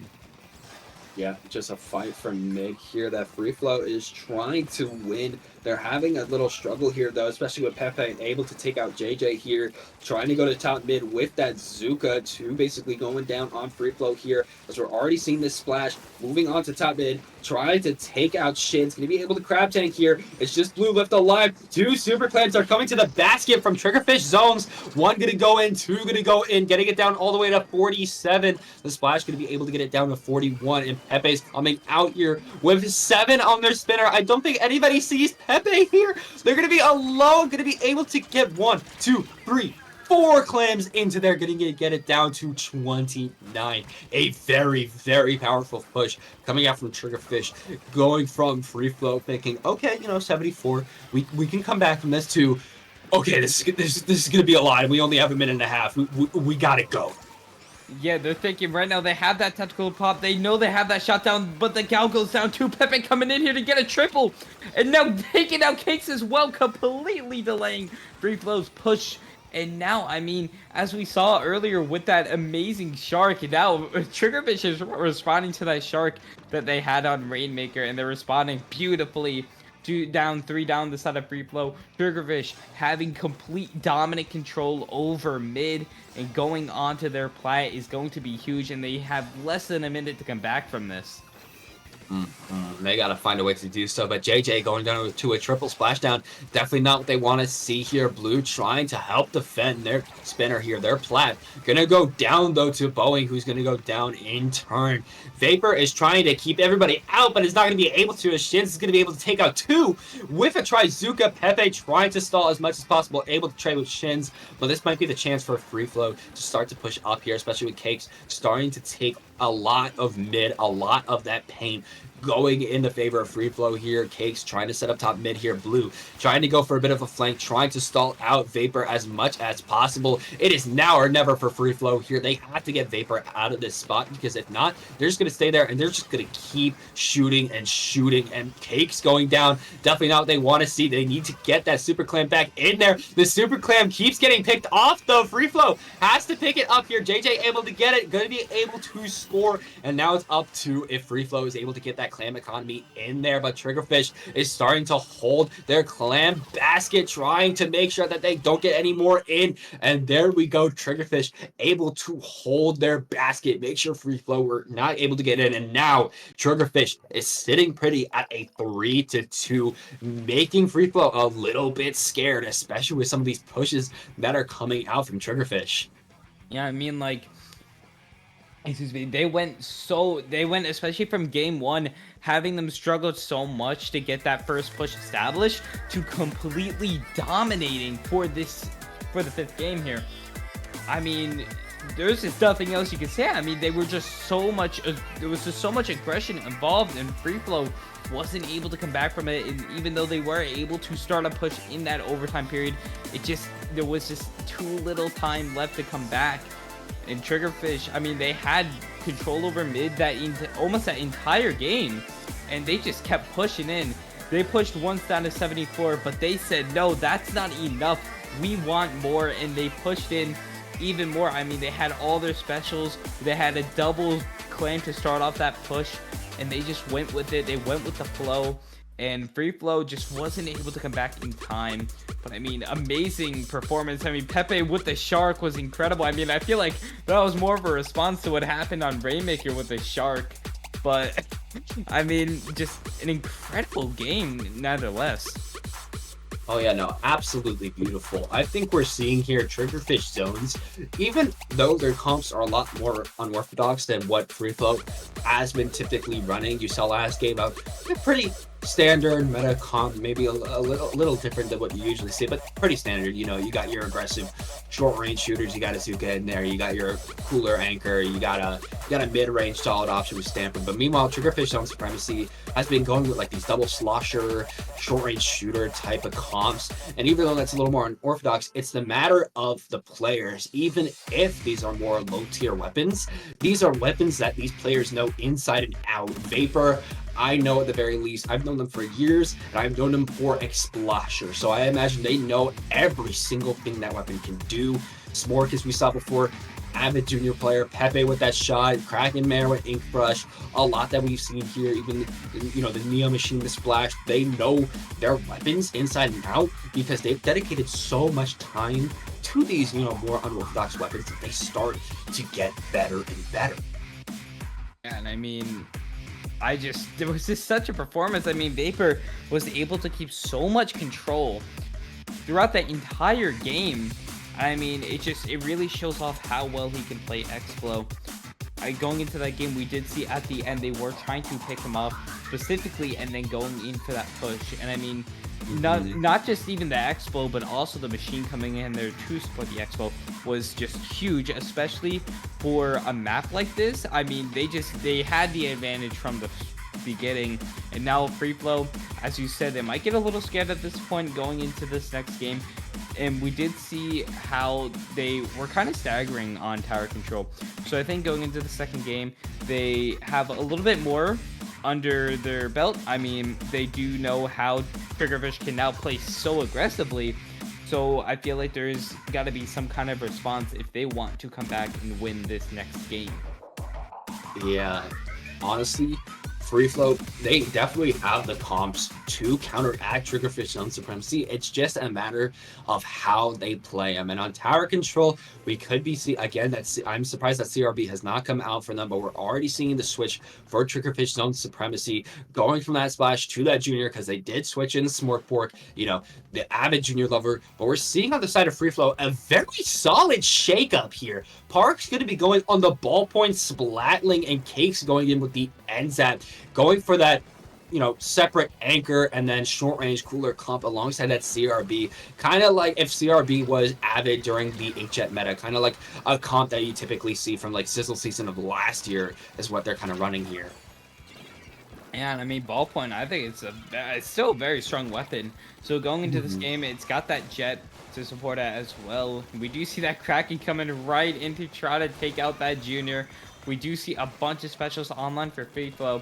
Going into that first checkpoint, they do have that cooler ready. The Zap and the ballpoint are on that tower. What else could you, what else better can you ask for? But the ballpoint does get taken out here past that first checkpoint. Triggerfish keeping up their defense as much as possible. We do see a couple going down here, but we do see Pepe just getting point blank shot with that Zuka. We do see Boeing on that tower, making sure nobody else gets on it, with Cakes getting taken out. Yep, we are seeing that double Zuka comp coming out once again from Triggerfish Zone Supremacy alongside that triple splashdown and Big Bubbler. Big Bubbler definitely going to be used on tower control here to try to, shred those checkpoints as much as possible. With all these specials active for Triggerfish, they're going to be starting to push up Smork. They see Blue on the backside trying to protect their team. Going to pop a bubble defensively as they were almost taken out, keeping their lives. Battle Junior coming in, able to take out Blue, but it's only 2 left alive on Triggerfish as they're going to be backing up, trying to keep their lives. First solid push, but they definitely need a lot more if they want to combat that first push that Free Flow was able to get, and especially with Parks coming out with this Inkjet here, trying to see if they're able to get any picks, trying to take out Boeing, not going to be able to. Definitely going to be a hard feat, but Vapor was able to take out JJ there as they're going to be pushing up more and more on this left side here. Bluto going to be able to activate their Kraken, definitely going to be trying to displace as much as possible on Triggerfish, trying to chase them down. Blue pretty much the last here on Free Flow, going to go down, and Matt, this is Triggerfish's chance to push up, especially with that nice Zuka pick on Parks there. They're going to be pushing up more and more. Vapor definitely the one to stick on the tower, but they're going to be Zuka'd right out of existence there by JJ, but Smork is right there to pick up the slack, going to be able to bubble, but it's only 2 left alive on Triggerfish here. Pepe trying to take out Parks, going to be able to. 2 left alive on Free Flow. Pepe going all the way through the spawn on Free Flow, but Free Flow is still keeping up this defense. Pepe has got to find a way to break it here. They might go for the unorthodox Zuka that's not expected. Not going to be able to find any picks, so no, they get 1 on Blue. Very, very good pick. That was very nice indeed. And I mean, now that we're at that 2-minute mark, we've seen how Djokovic has tried to push up, but Free Flow playing very nice defense throughout this match here. So going in here, I've seen how well these specials have played out here, and I do see that bubbler ready, but Blue coming in here with that Kraken to try to take him out, but no, Vapor sneaks away just in time. The Junior goes down, Zap goes down now, but another trade going on to the map, and this has been trades back and forth, back and forth. We do see Bowen taking out that blaster and JJ getting stuck between 2 of them, but are able to pick up the machine just in time here. But now, I mean, it's just up to these trades. If Fleet Throw can just keep getting trades, that's still good for them, but it's not going to be good for Triggerfish. They can't afford these trades at this point here. We do see Vapor on that tower with the splash up, but no, they get taken out just in time. Pepe running to support the tower, but now they're 2 down here. But they are able to clear the checkpoint, which is going to be huge for them. Definitely going to be huge for future Triggerfish pushes, as that's going to be able to, close down that time gap just a little bit more. But Free Flow is pushing up hard here. Parks already getting an Inkjet up, able to assist and taking out Pepe, leaving only Smork left alive here.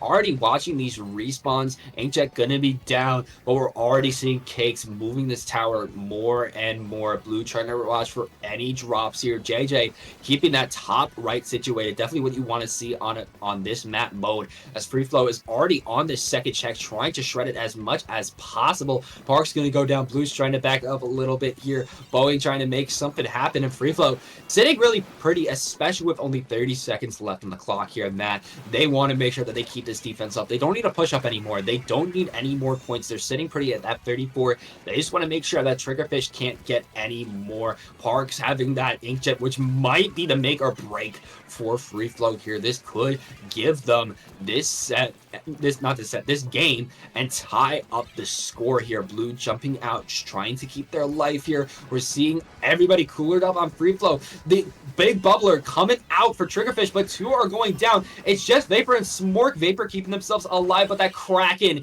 is going to wipe out Triggerfish and secure that 6th game for Free Flow, as we're going to tie up the score once again. I mean, what an incredible set we are watching. I mean, we're just been going back to back, and now tied up again 3-3 going into game 6.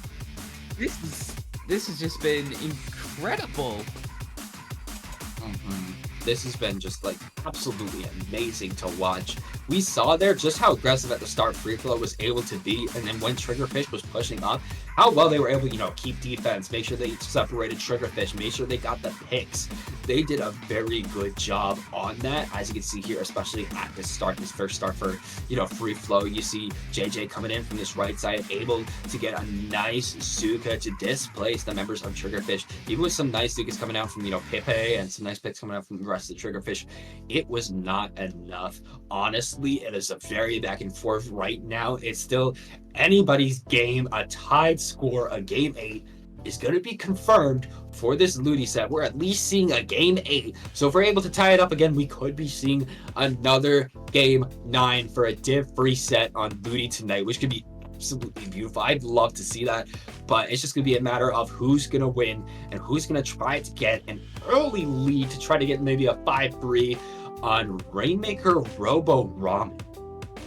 Ooh, that's going to be interesting. I mean, going into this game, you can't even predict what's going to happen at this point. I mean, we've just been so back to back. You don't even know what's going to hit you going into this next game. So I think going into this game, we're going to see, I feel like, a lot more defense on the side of Free Flow. They know Triggerfish and they know how they play. So I feel like their mindset, they're thinking Triggerfish, they're going to be trying to be as aggressive as possible. They want to take the checkpoints fast, and they want to just blow right through all of their defenses. But it's all up to if Free Flow can stop them, even if they break the checkpoint, even if they just stop them before that 40 mark, and then Free Flow just getting some kind of wipeout to rush in. I feel like that's what they want. I feel like they want Triggerfish to feed into them, and then right when they get that wipeout, just rush right into their base. Yeah, I imagine that's what they're going to want to do too. I can definitely see Free Flow coming in with a CRB. Kraken can definitely hold off a lot of space on this map. The Rainmaker route, or at least the more better Rainmaker route, goes over that top route on that left side, goes over that bridge, and then goes straight through towards that final checkpoint. And a Kraken can easily displace the members of Triggerfish Zone Supremacy, both off that little area, that very little area that's around the checkpoint, and that pathway that goes straight to the final checkpoint towards that final dunk. I could see that CRB coming out here, especially on a very AoE centered short range map that this map tends to be. We definitely don't see a lot of Rainmaker Robo Ramen, but I imagine both of these teams have been practicing this map mode inside and out. And is that an undercover, Brella? I think it was. It was an undercover, Brella. This is definitely a switch also up. Power up. We are seeing those ink mines gonna be coming to work from Kraken and Mare. Looking at their build, they want those ink mines to just trap whoever comes in this Rainmaker path. We're already seeing Kraken Mare start to set them up, man. So I imagine that's what Kraken Mare is thinking. If they're gonna be going towards those Rainmaker checks, they're gonna be mined, they're gonna be damaged, they're gonna be tracked. I mean, that's definitely something I was not expecting. Triggerfish, I mean, triple sub power up on the ink mines, but no, right there, Free Flow's just gonna rush in. They said, screw your ink mines, we're gonna rush right through your defenses, we're gonna pop our Rainmaker, and we're gonna rush it as much as possible with our inkjet. They're just rushing right into their base. It's so early on for the match. Down to 30 is incredible, and that's gonna be a really good lead for them. Very good lead. Only one left alive though, with JJ in mid, just trying to make sure that they stay alive and keep the mid alive, as they're already sharking, trying to go in, able to take out these Tri-Strike user, already just running into their base. Going to be able to pop a Zuka before they go down, trying to disrupt Kraken Mare a little bit. Not going to be able to, as it's just Kate's left alive here with their cooler at the ready. Though this is going to be the checkpoint going down for Triggerfish too. Both teams have those checkpoints down, so it's just a matter of is Triggerfish going to be able to get a nice push, get a nice 41 points to get that lead, or is Free Flow going to be able to hold this here? We're already seeing Kraken Mare pushing up to 46, trying to get a little bit more of the Zuka, trying to make something happen. They're going to be able to get the lead. Kraken Mare trying to rush up, not going to be able to get the dunk, but that wipeout is definitely going to be telling a sale of doom. Going to try to dunk it, and there we go. Triggerfish zones a little bit of a rocky start, but was able to turn that game around so quickly, and Free Flow now are in a bit of a rough spot as the next win by Triggerfish will get them this set. I mean, I'm gonna be honest, I turned away for about 3 seconds, and when I turned back, Triggerfish had the lead. What just happened so fast that Free Flow wiped out, and then they just carried the Rainmaker to the podium? I mean, that just went crazy. I mean, as I said before, Free Flow is gonna have to play some heavy defense because they know Triggerfish is gonna be aggressive going into this game. And that's exactly what happened. I mean, yeah, you did say there was a little bit of a rocky start for the start of the game here, but Triggerfish, they responded so beautifully to it. Oh yeah, no, they responded absolutely beautifully. Like, just this push coming out from Crack and Mare was just absolutely beautiful, getting it down to 13. And then the rest of their teammates were just pretty much picking out the members of Free Flow left and right. And that's what really got them that win there. They were just able to control Free Flow as much as possible. And now we're getting into very scary territory. We're getting into match point territory with splat zones on Ship-Shape Cargo Co. Really excited to see what's going on here. I mean, Triggerfish is thinking, well, our aggression's been working out. Every game that we've been hyper aggressive, we've won. So they're thinking, all right, well, it's 4-3. This is our chance to win. This is our chance to take control. We've seen how well they played on Splat Zone, so I feel like we're going to see that same similar comp, the Expo, the Machine. I think that's definitely going to come out at this point to see how they're just going to be so aggressive at the start of the game and then just keep that zone for the entire game. That's what they want to do. That's how they want to win this game. They want to secure this win now. They don't want to go into that scary Game 9 territory. Yeah, and I imagine that custom Expo is going to be crucial, especially with how this map mode is set up. We can have Vapor just set up on that top right above the zone, just going to be able to Expo that top left side, pretty much lock it out. And then, you know, if some of the teammates on Free Flow are just like diving into the middle of the zone and Vapor isn't aware of that, what can Vapor do? Easy. There's a little gap in between the top mid area. Just triple splashdown. Just triple splash down the zone, take it back. This whole kit coming out from Custom Expo, even that splash wall that's going to be able to pretty much set Vapor up very nicely on the top right or the top left, definitely to be very crucial for how Triggerfish plays. I feel like that custom was already very powerful on Zone Umami, as we saw it was able to single-handedly get a few points against Free Flow, but it's going to be a powerhouse here. Yeah, so going into this game, I mean, even just with the map and mode, it does seem like it would be in Triggerfish's lead. I'm sorry, Triggerfish's lead here. So going into this next game, I mean, I'm really excited. I mean, this is their chance to close out the set, and they want to close out the set as fast as possible. But a bit of a comp switch up. Actually, that is not what I predicted at all. We do see the undercover returning, and we do see the shot going out instead of a Expo, which is very interesting. Yeah, no, very interesting that they're not putting out that custom Expo. Instead, they're gonna have a little bit of zone cheese with that undercover umbrella. And Blue already going down to Pepe Zuka here as Triggerfish. This is gonna be pushing up, trying to take out the rest of Free Flow, able to take out one. They're still all on that top left side, already picking off Triggerfish one by one here. A 2v2 situation going on. JJ trying to get these Zuka picks, not going to be able to find it though, as they're going to be alone here, trying to make a little more happen. First game for JJ on this Neo machine here, and they're already coming out swinging, able to take control of that zone and help the rest of their team push up here. Cakes able to pop a cooler for Free Flow. This could, you know, allow the rest of Free Flow, enable them to be way more aggressive without those risks. Going to be able to take the lead. JJ's going down. Pepe's going down. The strikes are coming out from this Neo Splash here as the zone's going to be taken back for Triggerfish, but Parks is coming in with this Inkjet trying to take out one. Going to be able to try to take out Boeing. Can they get the pick? No, but he's going to be able to displace them for a long amount of time here.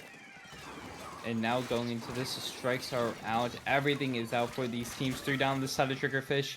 And it does look like the Free Flow just is trying to keep up that zone as much as possible. They want to get back in there. They want to take control here, but Triggerfish just staying strong on that defense. They do not want to give Free Flow any chance to breathe here. Tactical is out. We do see the Reef Slider coming in here, getting a pick, and that's going to be huge for them. That's their cooler right there, and looks like the Inkjet coming out there, try to take out the splash, try to get as much control of zone as possible. They do lose that zone again. Free Flow does claim it right before taking the lead. Yep, a very nice lead for Free Flow here. They're definitely going to try to keep it going. They have the special on the board. Boeing trying to make something happen with this Zuka. Not going to find anything, but Blue trying to come in with the Zip, trying to take him out. Going to decline here as Triggerfish is going to be able to take out the zone. Take out 2, take out 3, a full wipeout on Free Flow here as Triggerfish is going to be able to set up nicely. All of them going to this top left side, going into mid. Kraken still has their Reef Slider at the ready. They could make something really beautiful happen here as they're just going to be pushing this lead more and more, but the cooler is out for Free Flow and 2 down on Triggerfish. This is their chance, but Kraken Mare is watching with this Reef Slider, trying to isolate anybody they can, trying to isolate Blue. Going to be able to get a trade between them and Pepe here as we're already seeing Parks try to take out Kraken Mare on the zone. Going to be able to take him out. 2 down on the side of Triggerfish, but this Neo Splash, if you know how Neo Splash operates, it is a painter and it's painting that zone very beautifully here, trying to take out Cakes. This could be the chance for Triggerfish to be able to take the win. Just a few more points. They're locking out Free Flow, and that is going to be game, set, and match. Triggerfish Zone Supremacy going to be the top dogs in their Div Free group, taking this set against Free Flow 5-3. What an incredible performance. I mean, we saw how well they played every single Zones game, and I mean, it showed off right here. They staggered a little bit at the beginning, but they're thinking, all right, they have control for a little bit. We're going to take back and we're going to take control of their entire base. And that's what ultimately mattered in this set. I mean, yeah, they let Free Flow have a little bit of space, but they recognize that, all right, this is enough. We need to push in here. We have our specials. We have the amount of players that we need. And that's what really meant to them. And just an incredible performance. We saw how they went from that first match on how they just struggled on defense to keep out Free Flow to now being the aggressive players, and how Free Flow really struggled with getting out of their base. And it just shows how well Triggerfish's teamwork really worked out for them, and how Free Flow was able to even come back here with those couple of games, and how it went back to back for a while. Yeah, no, that was just absolutely beautiful. But Triggerfish Zone Supremacy near the end started to get a leg up on Free Flow, started to get smarter against how Free Flow likes to play, and because of that, they started to take more and more games until they eventually took home the gold here, taking week 3. Going to be taking the nice 3-0, the clean sweep so far in their Ludi group. Meanwhile, Free Flow, you know, they still have those 2 wins. They're still, you know, near the top of their Ludi group. It's not over for them yet. They just got to keep, both teams just got to keep it going strong. As you can see here on the Div Free groups, how everything is going. You can even see how my team is doing. Crossfire down there, where just pretty much a lot of reschedules and drops. But yeah, this is how Div Free is currently going for a lot of these teams. And I mean, as we're leading in here, as we are at that second half of the group stage, where all these teams are looking forward to playoffs, and even as you said, it's not over for Free Flow. They still have a chance of making playoffs, and Triggerfish, they want to confirm their spot as the seed 1 team in Div 3 for the playoffs. I'm sorry. And going into this, I think both of these teams would be very strong competitors in playoffs. I imagine both of them would be very strong, and I hope to make playoffs and hope to see both these teams in that bracket. But with that being said, yeah, that is pretty much going to be the end of Ludi tonight. We had a lovely triple header out here tonight. Thank you to all the teams coming out here. But before we, wrap this up, where can people find you, Matt? You can find me on Twitter. I've been doing a lot of video editing, so it's very exciting to come back to commentating to see what has happened, and just overall, I mean, nothing's really changed. I mean, the matches are still incredibly close, and I feel like that's what matters, and the spirit is up for these teams. But anyways, where can they find you, NM?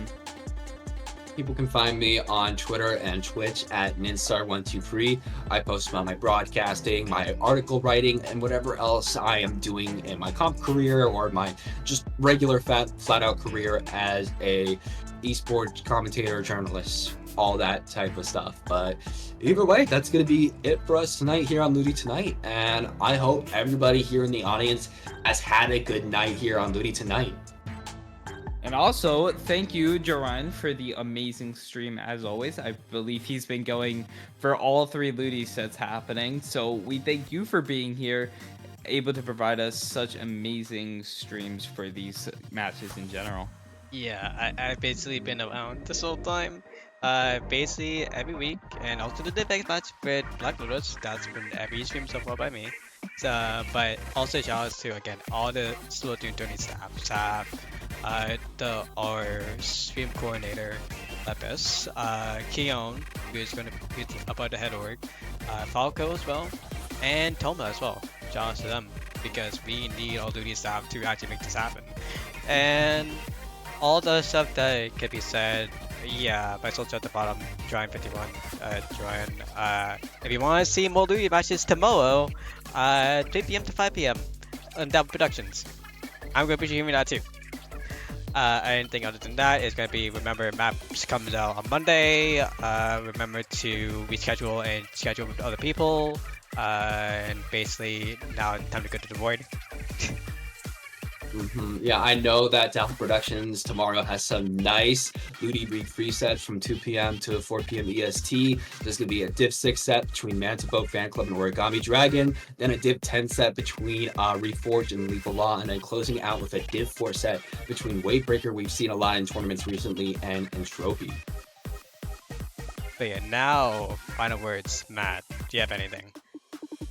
Final words is, I mean, good luck for everyone going further for the Ludi stages. I mean, y'all are doing amazing, even if you are down. I mean, you guys have been doing your best. I mean, keep up the great work. Keep up the amazing sets. We love to stream them. And with that being said, I believe it's time to head out. I am. Now your final words.